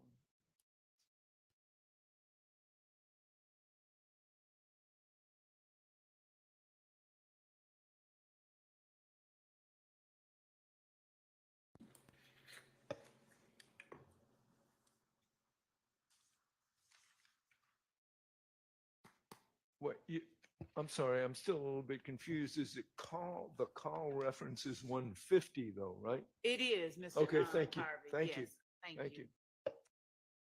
So if you all would just ignore entirely the column that says reference, if I may, Your Honor. Ignore entirely the column that says reference number. Look immediately to its right at the column that says PDF page number. And that is the number we will reference when identifying the calls. And we will, yes, proceed forward.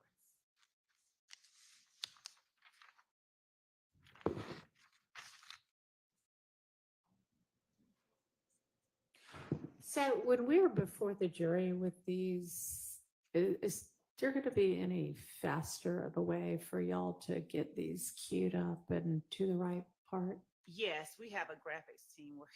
Great, thank you.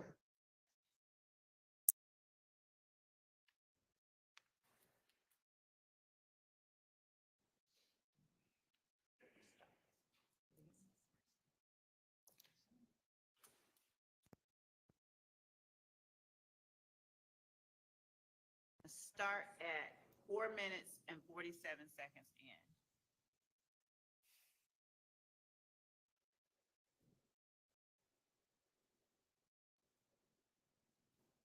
I'll start at 4:24. We need to ignore Miss Love.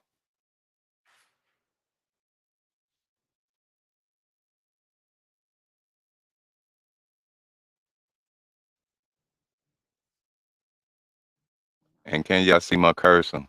My man heard he checked out a long time ago. See my cursor?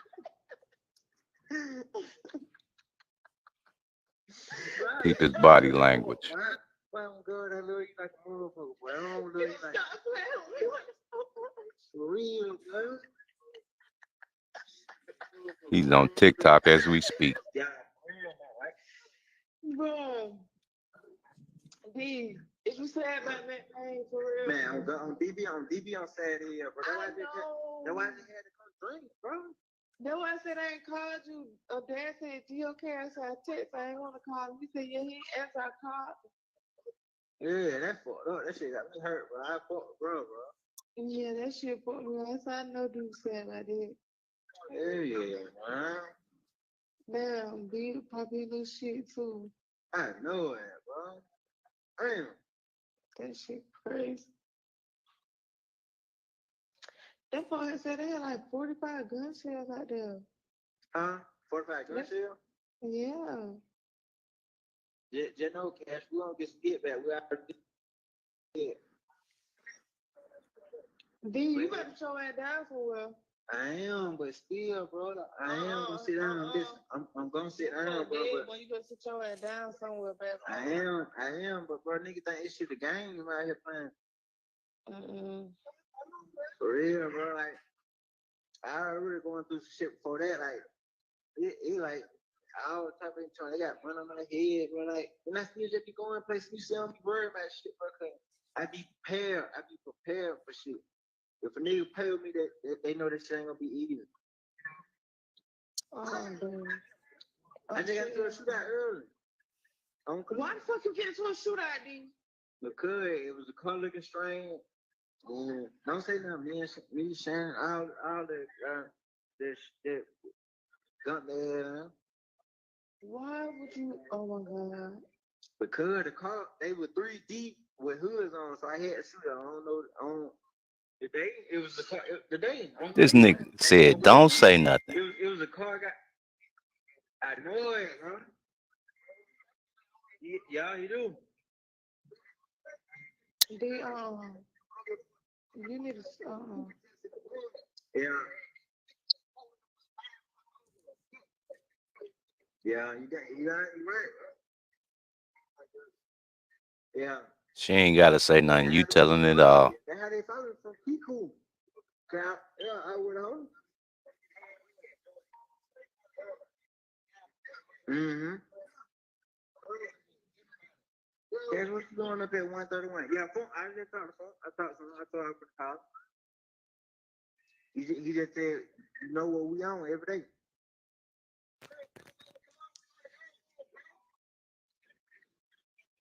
Hello. What you doing up at 131, bro? I was asleep. They woke me up and said me was dead. Oh yeah. Oh damn. I'm gonna text you. I'm trying to fuck. I'm in the car, right? All right, be safe, love you. I love you too. If you want to take me back, you're going on block. You heard? Okay. All right.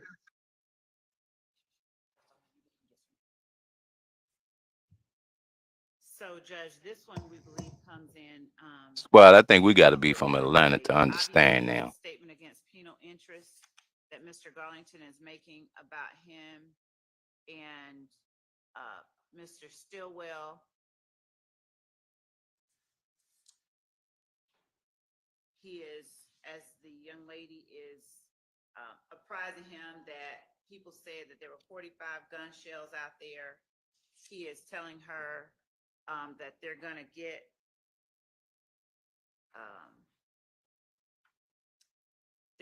some get back. There's going to be retaliation. Those come in under that exception.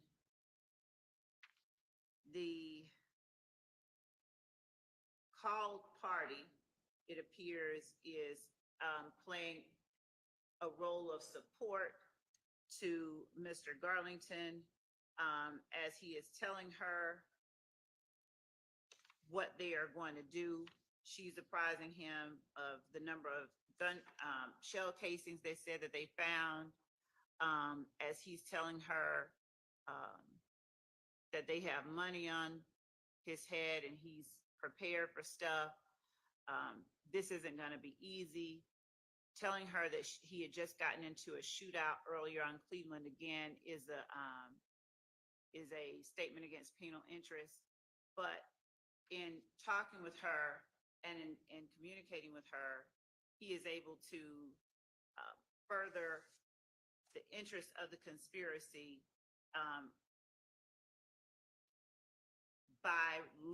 this furthers the interest of the conspiracy in that he is able to lean on this person for the support that she is giving him through the course of this conversation.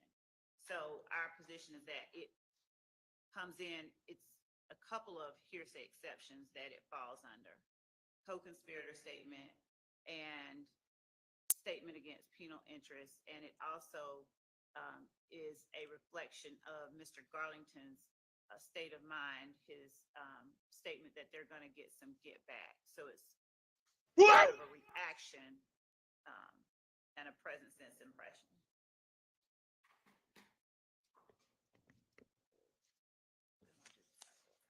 Respectfully, I don't think the case law supports the lean on for support exception to the hearsay rule under 801 D2E. This is classic spilling the beans. It should be noted that Mr. Garlington says at the very end, "I'm drunk as F." So he's intoxicated. He's talking to a girl. He's likely boasting, trying to seem tough for his own personal reasons that have nothing to do with the conspiracy. And it's not furthering the conspiracy in any way, shape, or form. Yeah, no, I don't believe this would come in under the co-conspirator exception. There are portions of it that would come in as a statement against penal interest, but it's going to need to be a whole lot more narrow than this entire conversation. And Your Honor, I would ask that the court look at, if the court sees the case the way that I do, I'm not saying that it will, but Mosley versus the state, 307 Georgia 711 at Penn site 717, where at trial, Singleton testified that shortly after Brown and Mosley arrived at her residence, she had an emotional conversation with Brown in which Brown disclosed that Mosley shot Carter. Mosley contends that this statement did not further the conspiracy, but instead, quote, spilled the beans. However, the court found narratives of past events, and they were quoting Kemp at 303 Georgia 385 at Penn Site 395, stating narratives of past events are admissible under Rule 801D2E if they serve some present purpose in the conspiracy. The court pointed out here that the context of Brown's statement is important, and then went on to say that it is clear that Brown relied extensively on Singleton for help throughout the week-long crime spree. The court noted that Brown used Singleton's telephone to set up additional crimes, including the one involving Knight, and Mosley and Brown continued their crimes while staying at Singleton's residence and hid the evidence in the residence while staying there. Brown's statement to Singleton, in which she identified Mosley as a trigger man, was made during an emotional conversation in which Brown asked Singleton for help. Thus, Brown's statement to Singleton was not simply a confession. Instead, it was made as part of Brown's ongoing relationship with Singleton and as part of Brown's continued need for assistance from Singleton, whether emotional or logistical, while she and Mosley continued to commit their crimes and attempted to evade arrest. Accordingly, given the liberal standard applied to this inquiry, it was not clearly erroneous for the trial court to conclude that Brown's statement that Mosley shot Carter was made in furtherance of the conspiracy. And we understand that the court may need more context than what it hears, but I just wanted the court to be aware of that particular case that we think might. Okay, well, this doesn't seem to be that kind of a situation where he's saying pouring his heart out and needing support and logistical backup and anything like that. So I understand that that could be a co-conspirator statement in that kind of circumstance. I just don't find this to be that kind of a circumstance. So do you think you understand the portions of it that would be in against penal interest, or do we need to, you can take a look at it and then bring back a more narrowed one? Yes. Okay. And my Yes. understanding for statements against penal interest, my client's name would need to be redacted out of that. Agreed.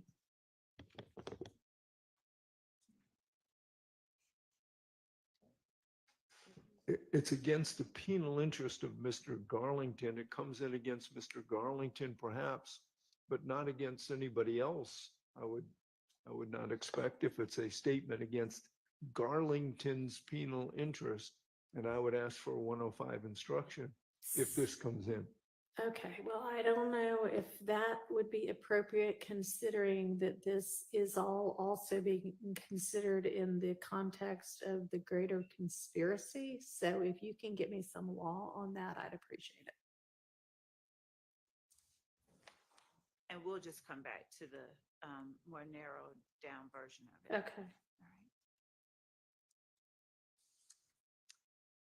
So we're going to skip down to, we're not saying, we're just going to come back to some of the other ones that I want to make sure that I have tightly tailored for the court. Okay.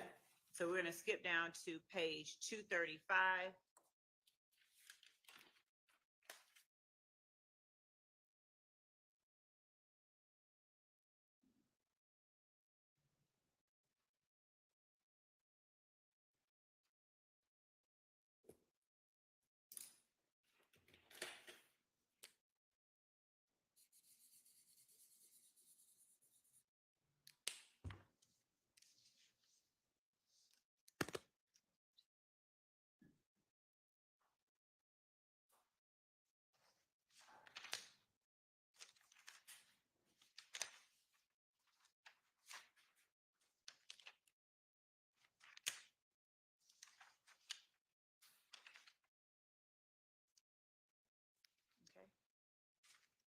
And it's going to start at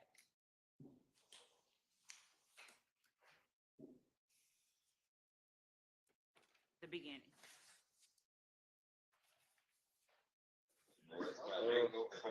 No that. Yeah, right. How shit was like other night? What the movie? I wasn't get one. No, sis, I wasn't get one, but my mind ain't there yet. I'm really on the phone. Yeah, that's what I'm saying. Nobody there with a movie. Yeah, I'm just still trying to wait. Yeah. I said, I ain't fly, bro. Like, I was just telling my brother, I ain't made no money in about 2-3 days. Bro. Nigga ain't You too? been. For real, bro. Nigga, mine ain't done. I told you I've been leaving my drugs now, bro. I ain't seen shit. Yeah. I ain't even got down. I still left out, bro. What you got going on? You know where I'm at, bro? Hey, I'm talking about, man. Oh, what? What happened? I ain't even went. Yeah. Yeah, that's what I'm saying. You know where I'm at. I'm right here. I just be right here. Yeah. Wayne. And, you know, man, that time come, I got on over. Yeah. Got to, bro. You got them, Huh? get with me. You know where I'm at. Huh? Yeah. Okay, but I got some whole What's causing somebody they on the way clear? You need to go on and trouble to come to you and get up out me. No. different. You say get off you? No, I ain't saying I don't fuck with it, but like just make it come to you and get you and tell them to bring you. What you talking about? I don't smack that shit now for shit. You did? Yeah. Man, you ain't win, bro. What you mean when I told you to get me up out of it? This call is a call between Demekion Garlington and defendant Stillwell. And they are discussing their ability to sell narcotics, apprising one another of their narcotics. And defendant Stillwell said, you know where I am, I'm just waiting, as they are trying to get themselves resituated so that they can better distribute their narcotics.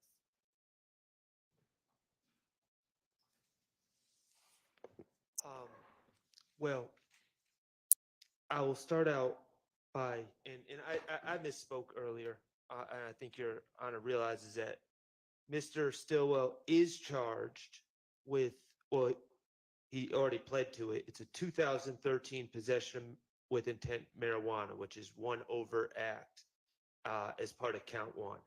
Okay, after 2013, to my recollection, there's no other allegations of Mr. Stillwell selling drugs in furtherance of YSL.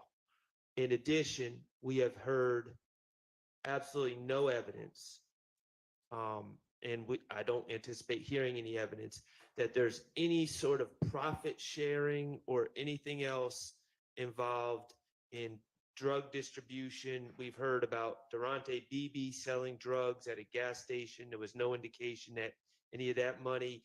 Mr. Trontavious Stephen talked about his sale of drugs. He actually testified, and we asked him, and he was like, no, it was worth like $150. I'm not giving it to anyone. I was selling drugs. I acknowledge that it actually appears that they're talking about drugs and not selling drugs for the time being. But so that's not really furthering any conspiracy. But there's to say that just because they put in their indictment in count one an allegation of drug dealing furthering the YSL does not, in my estimation, open the door to any discussions of any individuals on trial selling drugs to pad their own individual pockets. There's nothing that supports the argument that this is some sort of vast conspiracy as alleged in the indictment. So to me, we're just end-arounding how to get in bad character evidence about Mr. Stillwell, about talking about drugs with Mr. Garlington. And so I don't believe it's part of any conspiracy. I don't believe it's in furtherance of any conspiracy, and I don't believe it's relevant, and it is prejudicial. And so 401, 403, and hearsay are my objections. All right. I don't hear how any of what gets said in this particular conversation can be in furtherance of a conspiracy. So I'm going to exclude this. Yes, Your Honor.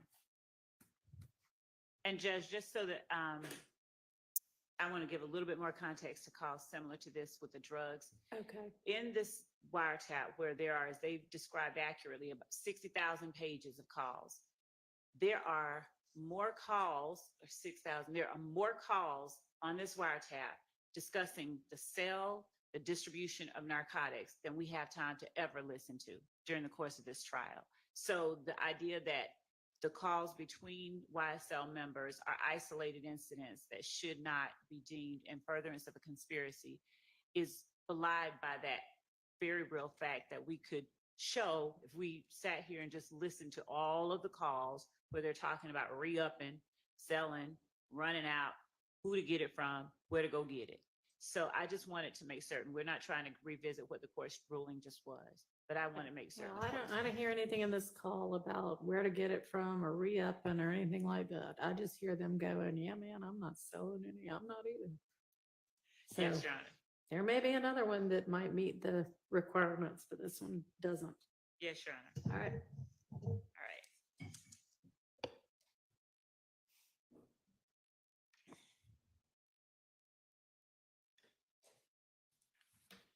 And so these calls as well, Your Honor, that are coming up are party opponent admissions because they are talking about right before they go to the gas station. Okay. Which ones are we talking about now? The ones that are coming up. The ones that are coming up next is on Okay. page 333.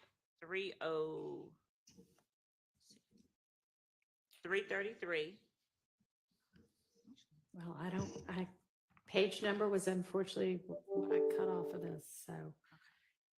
I know we don't want to be going by reference numbers, but Oh, I'm sorry. if you I'll can you give the me a date and time, that's fine too. reference number is 326. Okay. And the date is March 14th, All right, I got it. 2022.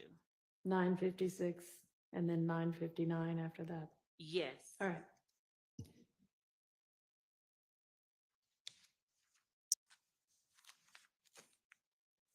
Is there any evidence that they have any reason to believe Mr. Drinks is going to be at this gas station?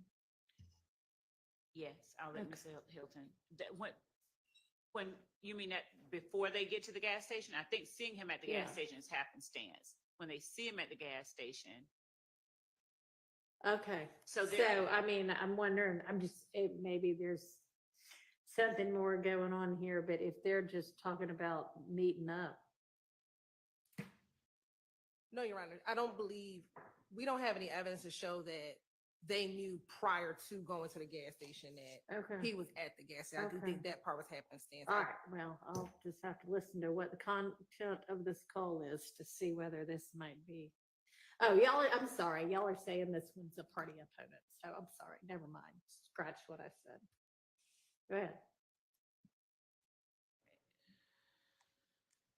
But we do think that they were on the prowl because Mr. Stillwell earlier that morning on March 14th had rented a car from Alamo at the airport and then went and got the car tinted. Okay, And so we do think they were on the prowl, Okay. but not that they knew that Mr. Drinks was going to be okay, at the all airport. right, understood, thank you.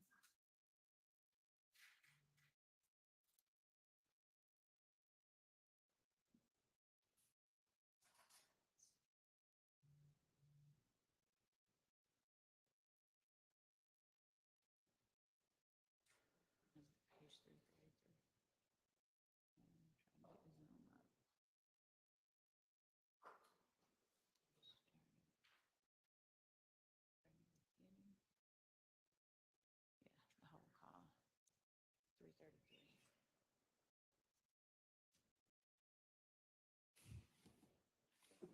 Hello? You know where it's at? He said dirty glove? Yeah. Yeah, but like, won't get out there with the tell him. I'm saying we can get out the edge literally right now. He just said that. I'm telling you, I'm telling you, I promise you, we can get out the edge right now. We still right here. Yeah, come on, bro. Tell Shannon don't be mad at me, bro. We can bounce. We can bounce. He said,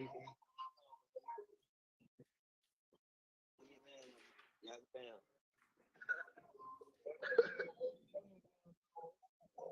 Yeah, nah, I guess. Well, Nah, on my mama 12 on deep 12. We get out the edge right now, man. all right. All right.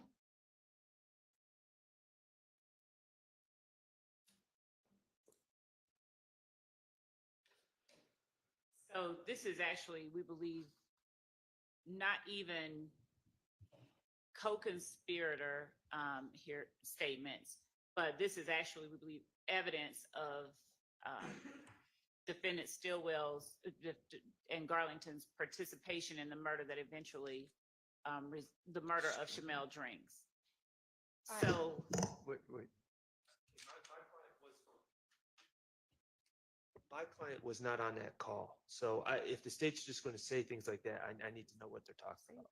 Your Honor, he is in the call. He's in the background. So when you hear, I believe the caller, I think maybe DeMarco Boyer saying, tell Shannon don't be mad. Tell Shannon don't be mad.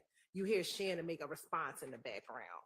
Like, so I think him and Garlington are in the car together. The other car is calling him saying, don't be mad. We're going to meet you at the gas station. And Mr. Stillwell says something in the background. All right, let me So hear it again. the state's spreadsheet says Garlington on the phone with Nichols. And now we're saying DeMarco Boyer's talking. Nichols on the phone and they're using Boyer's phone. Because Nichols and Boyer and Miles Farley are in one car. And Shannon and Demekion Garlington are in another car. and how would they determine that that's Mr. Nichols? Because when they get to the gas station, we see that it's Nichols, Miles Farley, and then we are able to investigate that this is Boyer. Investigative Reed is familiar with these individuals. So we're saying that is Mr. Nichols on that call? I don't know. Who are we saying is Because talking? We believe it's Mr. Nichols. Now that's using Mr. Boyer's telephone. there's a lot of we believe, and I have little faith in those assertions. In fact, I know those assertions to be incorrect. So You said there's a video from the gas station, right? And does the video from the gas station show who's in what car? We know for sure that we see Mr. Jackson in the two cars, Your Honor, is an Audi and a Ford Fusion, a white Ford Fusion, a white Audi. We do know that Mr. Jackson gets out of the Audi. Who's Mr. Stillwell? Mr. Stillwell, excuse me. And then we know that Mr. Nichols gets out the Ford Fusion and that Ford Fusion is actually his wife's car. Okay, and do you know, are those the only two people that the video shows getting out or that you can see in any of the cars? And one other person, Miles Farley, we know that he gets out of the car with Mr. Nichols. Okay, so he's in the Fusion. He's in the Fusion. We do not see Mr. Garlington. He does not get out the car at the gas station, nor do we see Mr. Boyer. He does not get out of the car at the gas station. Okay, but your theory is that Garlington and Boyer are also in the Audi? No, Garlington's in the Audi. We believe Boyer is in the Ford Fusion. Okay, sorry. And you maintain that you can hear Mr. Stillwell at the back, responding in the call? Yes, Your Honor, in the background, yes. It's faint, but you hear him. Can I hear it again? Yes, Your Honor. Hello? You know where it's at? He said dirty gloves? Yeah. Yeah, but like, won't get out there with the tell him. I'm saying we can get out the edge literally right now. He just said that. I'm telling you, I promise you, we get out the edge right now. We still right here. Yeah, come on, bro. Tell Shannon don't be mad at me, bro. We can bounce. Is that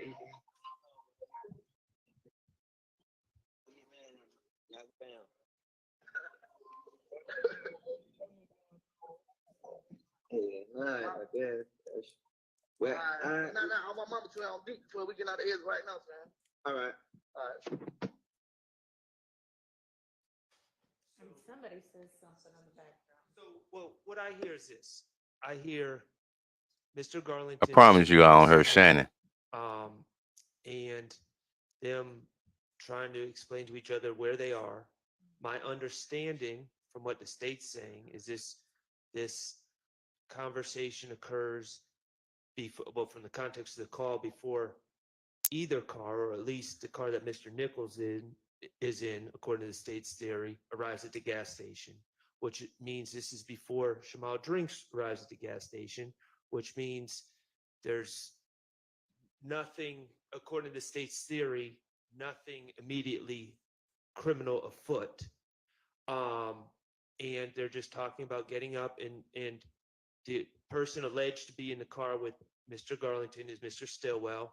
And, I can't really hear what was said in the background, but the context of what was repeated is Mr. Garlington saying, Mr. Stillwell's sick of waiting on you in a friendly way, and hurry up. And then saying, Shannon said, y'all are going to bam, meaning y'all are going to fight when he gets here because you're holding us up, and then them laughing about it. So I don't know what's criminal about any of that, or what's furthering any criminal conspiracy, especially since under the state's theory, Shamal Drinks hasn't even arrived at the gas Yeah, station. no, I don't think there's anything further in any conspiracy here except a conspiracy to meet up at the gas station. So this would not be in under that exception for sure. And I'd also point out, Judge, that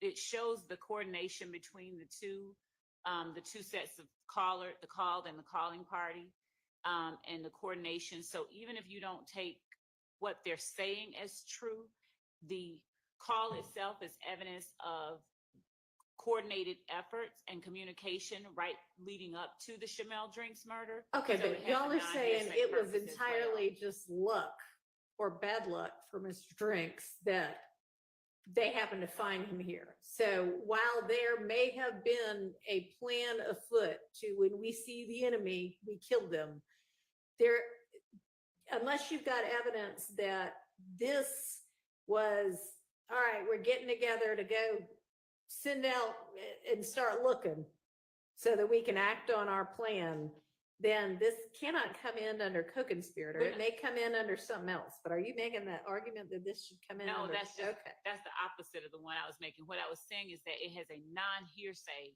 purpose, and that the non-hearsay purpose was that it shows the coordination and communication between the people that we've alleged committed the murder, even outside of the fact, even if you don't take as true anything that they're saying. So not even trying to take the truth of what they're saying, the fact that they are communicating with one another is one. And then the other was that we were saying it was the statement of a party opponent, in that Mr. Stillwell was one of the people that was communicating with Well, one another.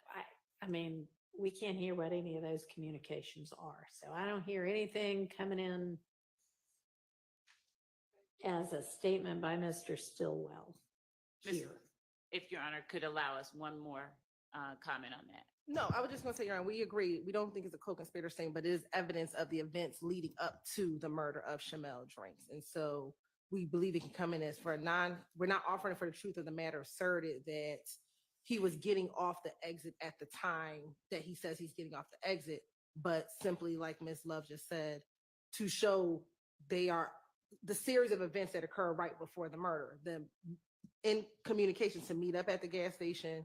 You're going to see that they meet up at the gas station. Then a call that's coming up next is when DeMarco Boyer calls Demekion Garlington and tells him, get on FaceTime. And we believe that is when the plan happens to kill Shamal Drinks. And that's the next call. Does the video show the Audi's already there and then the Fusion pulls up? Yes, but it doesn't, again, because of the video, we are not aware of DeMarco Boyer being in the car prior to seeing the video, nor do we see him afterwards. We just hear these phone calls between this individual. All right, well, I'm had. not talking about the next call yet. I'm talking about this call and trying to figure out why we need this call at all. Because I think it shows them coming from wherever they're coming together. We believe that they were either near each other or had planned to meet up prior to do whatever they're doing. And so it just shows a series of events, Your Honor. Just if we have to prove what happens before, during, and after the murder, this shows before the murder, they were in communication. It's not like they randomly met up at the gas station together. They literally planned these two cars, at least, to meet up at the gas station. They meet, they unfortunately see Mr. Drinks, and then the plan becomes afoot. But it's not like the Audi and the Ford Fusion randomly meet at the gas station. They have plans to meet at the gas station. And All right, then- well, if that's your purpose, I think you can narrow it down a little bit. We don't need to hear the whole conversation. And Your Honor, I'll also say that they have a call log that establishes that, and they actually had Mr. Bernie, the cell phone analysis gentleman, plot this number in question that they're saying belongs to Mr. Boyer. They've plotted that. So they have a call log of who's calling who to show coordination. Okay. And they have the plot of where the phone was at times that it was used and who was calling who. So the coordination, they don't need the contents of the phone call to show coordination. Yeah, but I would believe that the defense will argue, we don't know what they were meeting. We don't know what they're meeting up for, but now the jurors can We hear. still don't know what they're meeting up for at this point in time. But it's still just a series of events that lead up to the murder. These two cars and the individuals in these cars have some type of relationship. If you want to use the little tiny part that's we're getting off the exit right now, that's fine, but we don't need all of it. I mean, it just, And who's going to identify the voice? Because it's not Mr. Nichols on that call. Yeah, and we'll lay the foundation as to the call and where it comes from on the wiretap. well, if I'm admitting it as an admission by a party opponent, then it needs to be one of these people on trial right now. So if you can't establish that it's Mr. Nichols, that's problematic. We will,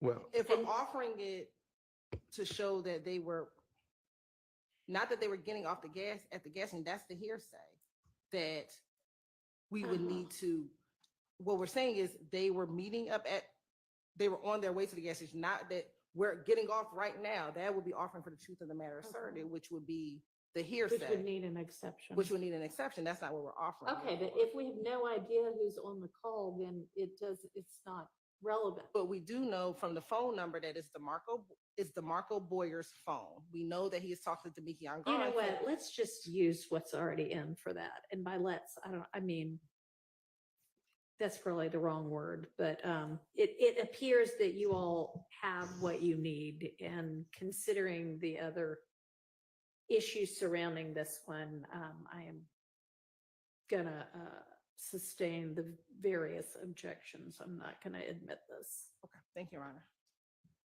Thank you, Your Honor. And Judge, the next one that we have is omitted from the yellow sheet that the court is looking at. Okay. But it's going to be PDF page 351, March 14, 2022 at 10:50 p.m.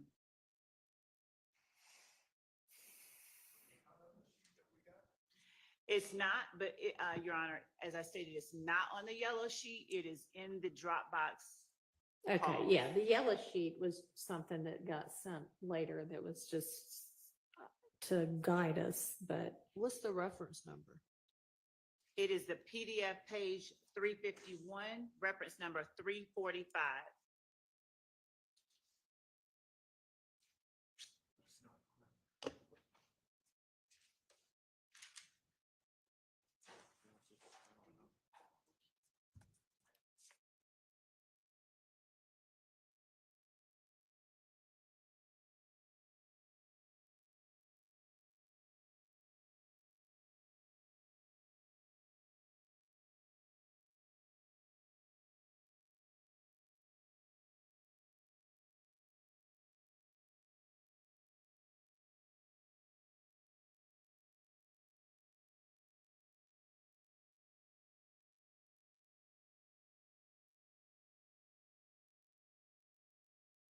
man. Hello.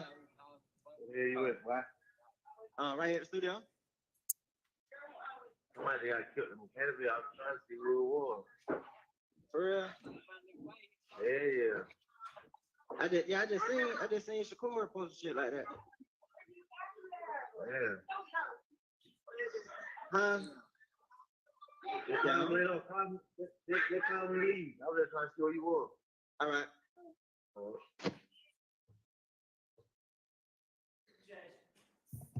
Just 1 second, that was not the one that I expected.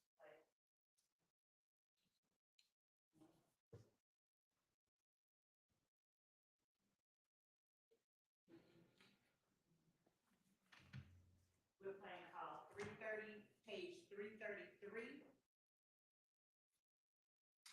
And reference number 326. That's the one we just played. No, yeah, That's the one no, we just yeah, that it is. talked about getting off the exit. 335, 335, I'm sorry, I'm right on. 335, page 341. I apologize.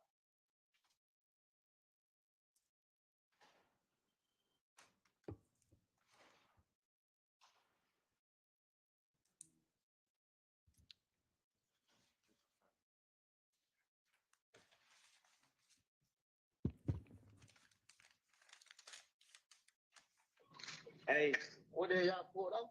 Nah, call me on video. Hurry up. Call me on video. Call it.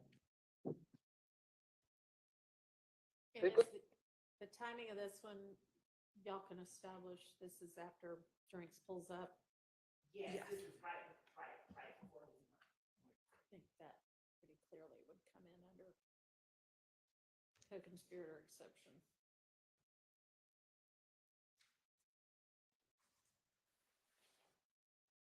Next one. And so, just so we're clear though, that the state is asserting that because like the last one, there was some question about the involved parties. The state is still asserting that is Mr. Garlington and Mr. Boyer. Yes, we believe that's Mr. Boyer telling Mr. Garland to get on FaceTime. That's his phone number, call Mr. Garland. All right, we can hear you. That is Boyer's phone number, calling Garlington, telling him to get on FaceTime. And this is right after Shamel Drinks. When you look at the timestamp from the surveillance video to this call is after Mr. Drinks has pulled out of the gas station and they are pulling out behind him. This phone's making noises. Can you make it silent? Yeah, I did. I'm sorry. That's all right. Okay. All right, what's the next one? It's reference 350, page 357.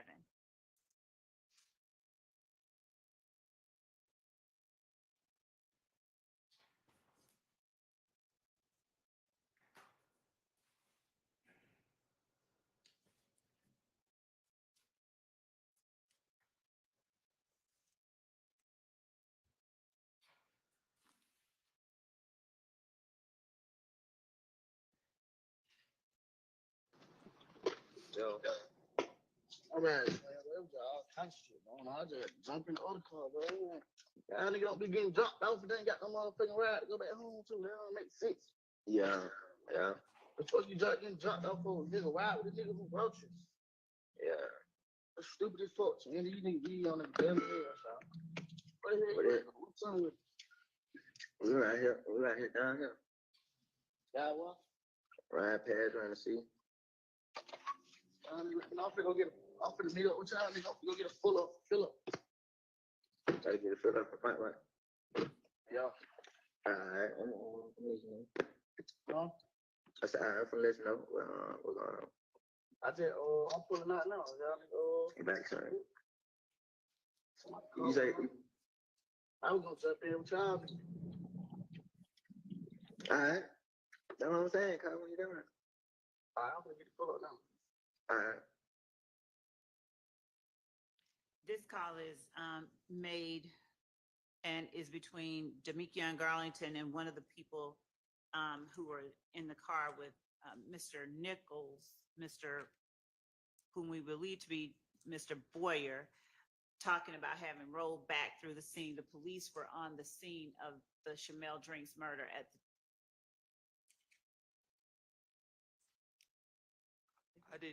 I didn't hear all that. You didn't hear it on the call, or you didn't hear what Ms. Love was saying? I didn't hear it on the call. Yeah, I didn't Okay. either. Okay, this is And- them having, when they said, we just rolled back through the scene. I'll play that again. It was at least that's what this team. And this heard, is but I'm- supposed to take place at like 2 a.m.? Yes. All right, let's hear it again. Where, like, what pinpoint to me, where in this conversation, at what minute and second is that supposed to be getting said? You know? No, it's a minute-long call, so it's about midway, maybe. Okay. Go ahead. Joe. All right, man, there was all kinds of shit going on. I just jump in the other car, bro. Y'all nigga don't be getting dropped off and then got no motherfucking ride to go back home to. That don't make sense. Yeah, yeah, The fuck you getting dropped off for a nigga ride with a nigga who wrote you? yeah. That's stupid as fuck. And you need to be on the damn ass out. What the What hell? it- What's wrong with We right here down here. y'all? What? Ride past trying to see. Okay, so it's right there I'll go get at 31 seconds, and the phone records, when he said right here, riding past the scene, their phone records put them at the scene at that time. Okay, so right here, riding past the scene is. We don't believe that's Trying what to he, see, that's riding not. past, trying to see at the scene. Let me hear Well, that. she Trying keeps to- saying scene and no one I don't says know, scene. let me hear it again. And Judge, I want to make clear, like the court is doing, the court can judge whatever is being said. Whatever it is they're riding past to see or the scene, their phone records place them at the scene of the Shamel Drinks murder at the time that the call is made. But Your Honor, this is the problem. The state keeps asserting things as fact. He said through the scene, and now I'm just pushing back moderately. And now it's like, well, we don't really know what was said. And Your Honor needs to know what was said to be able to judge it. And if the state doesn't know, they shouldn't be asserting as fact. This person said riding past the scene if they don't know that's what's said. And my belief, and I'm not going to assert it as fact, but what I'm telling the court is after listening to that numerous times on my own and several times in court now, I'm not hearing scene. Okay, And I don't think anyone else is. I don't know. Let me hear it again.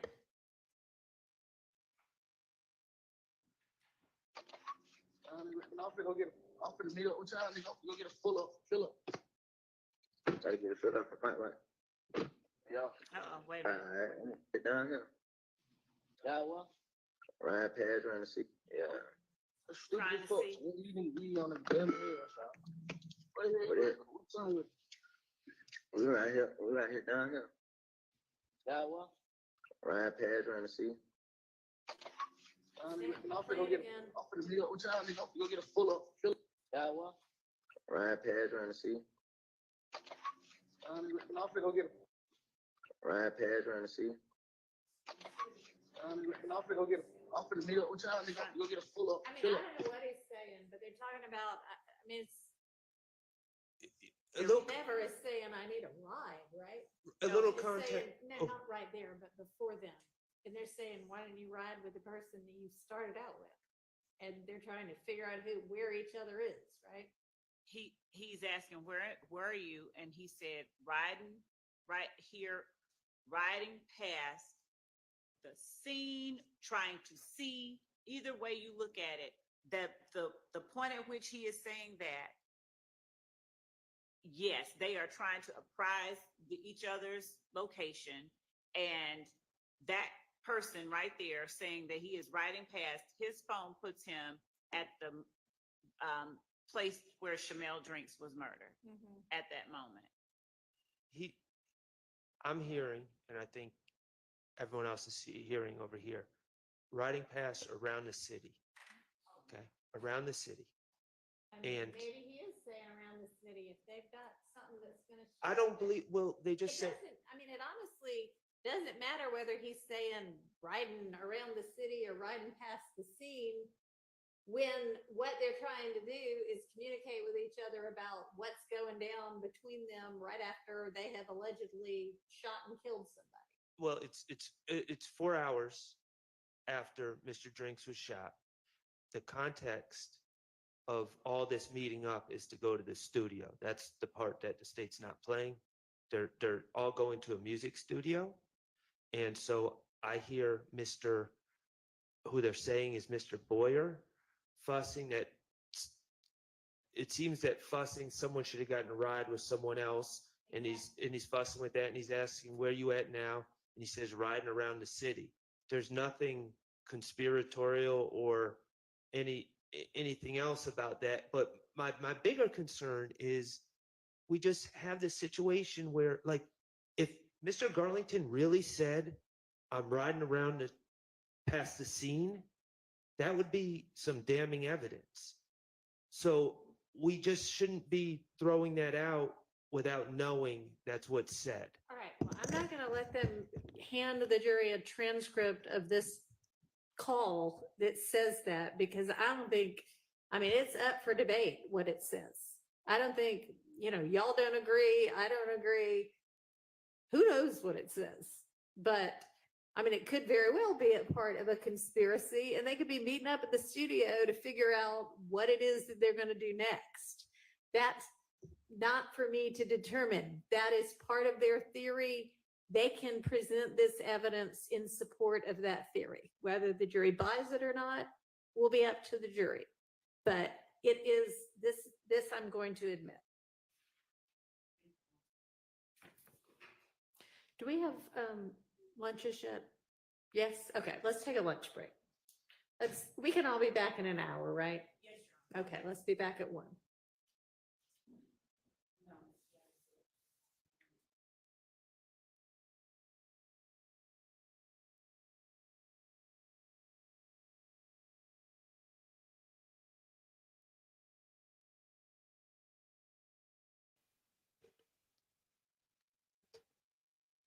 Let's keep this in mind, squad.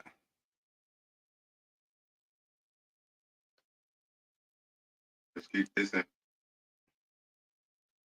They 1 o'clock. It's our 12 o'clock. They're an hour ahead of us. And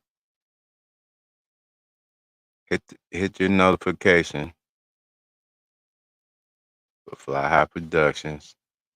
I'm gonna end this right here, but I'll be back after lunch. I'm not gonna sit here for an hour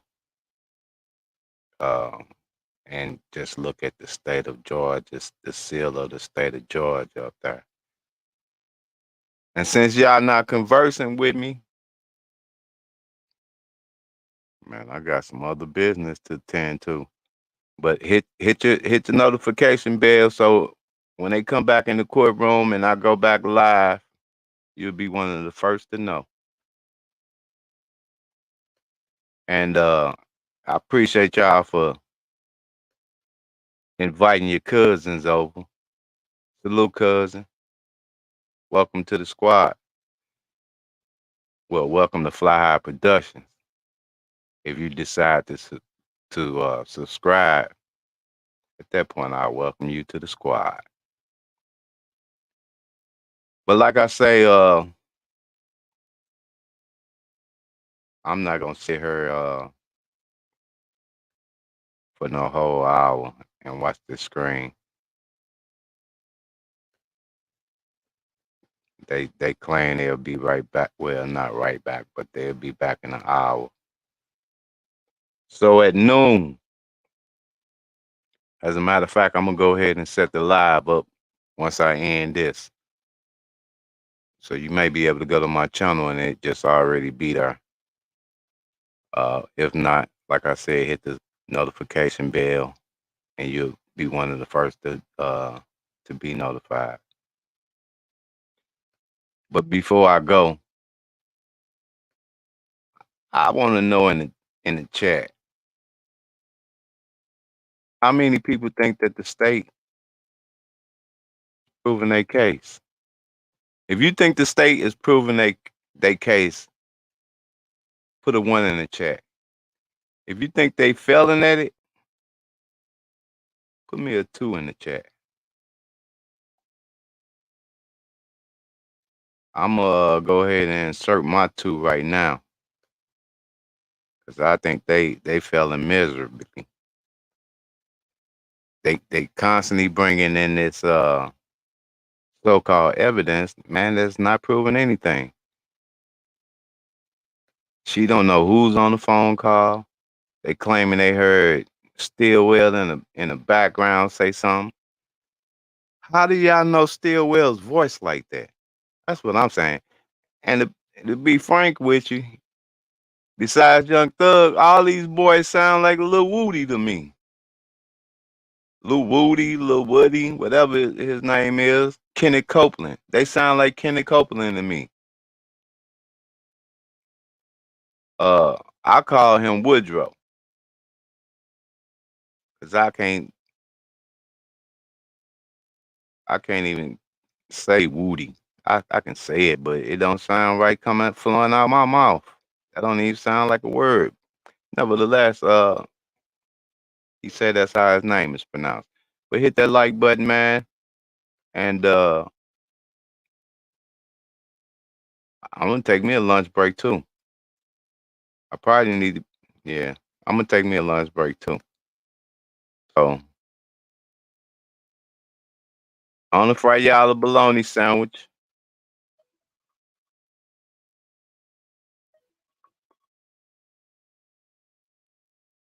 Fry you old bologna sandwich or put you some Roman noodles together, however you gonna do it. And like I said, I'll be back. But until then, again, like I say, I want to thank my subscribers, man. Y'all been showing out lately.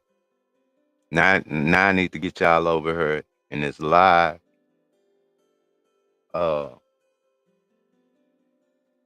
So the squad, the squad needs to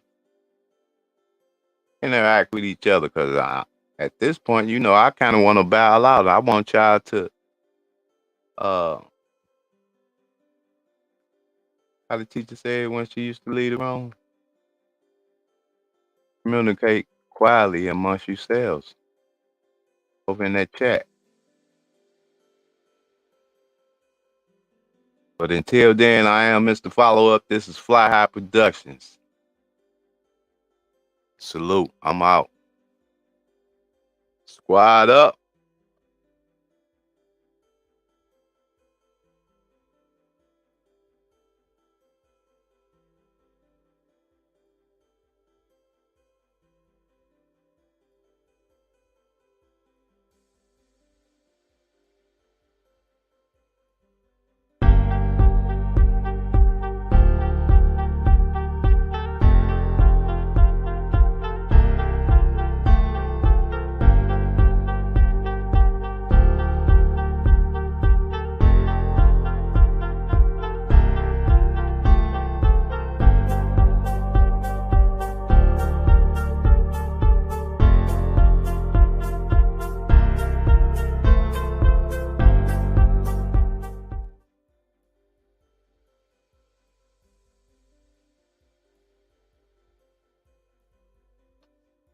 Shout out to Brew Boy Eli.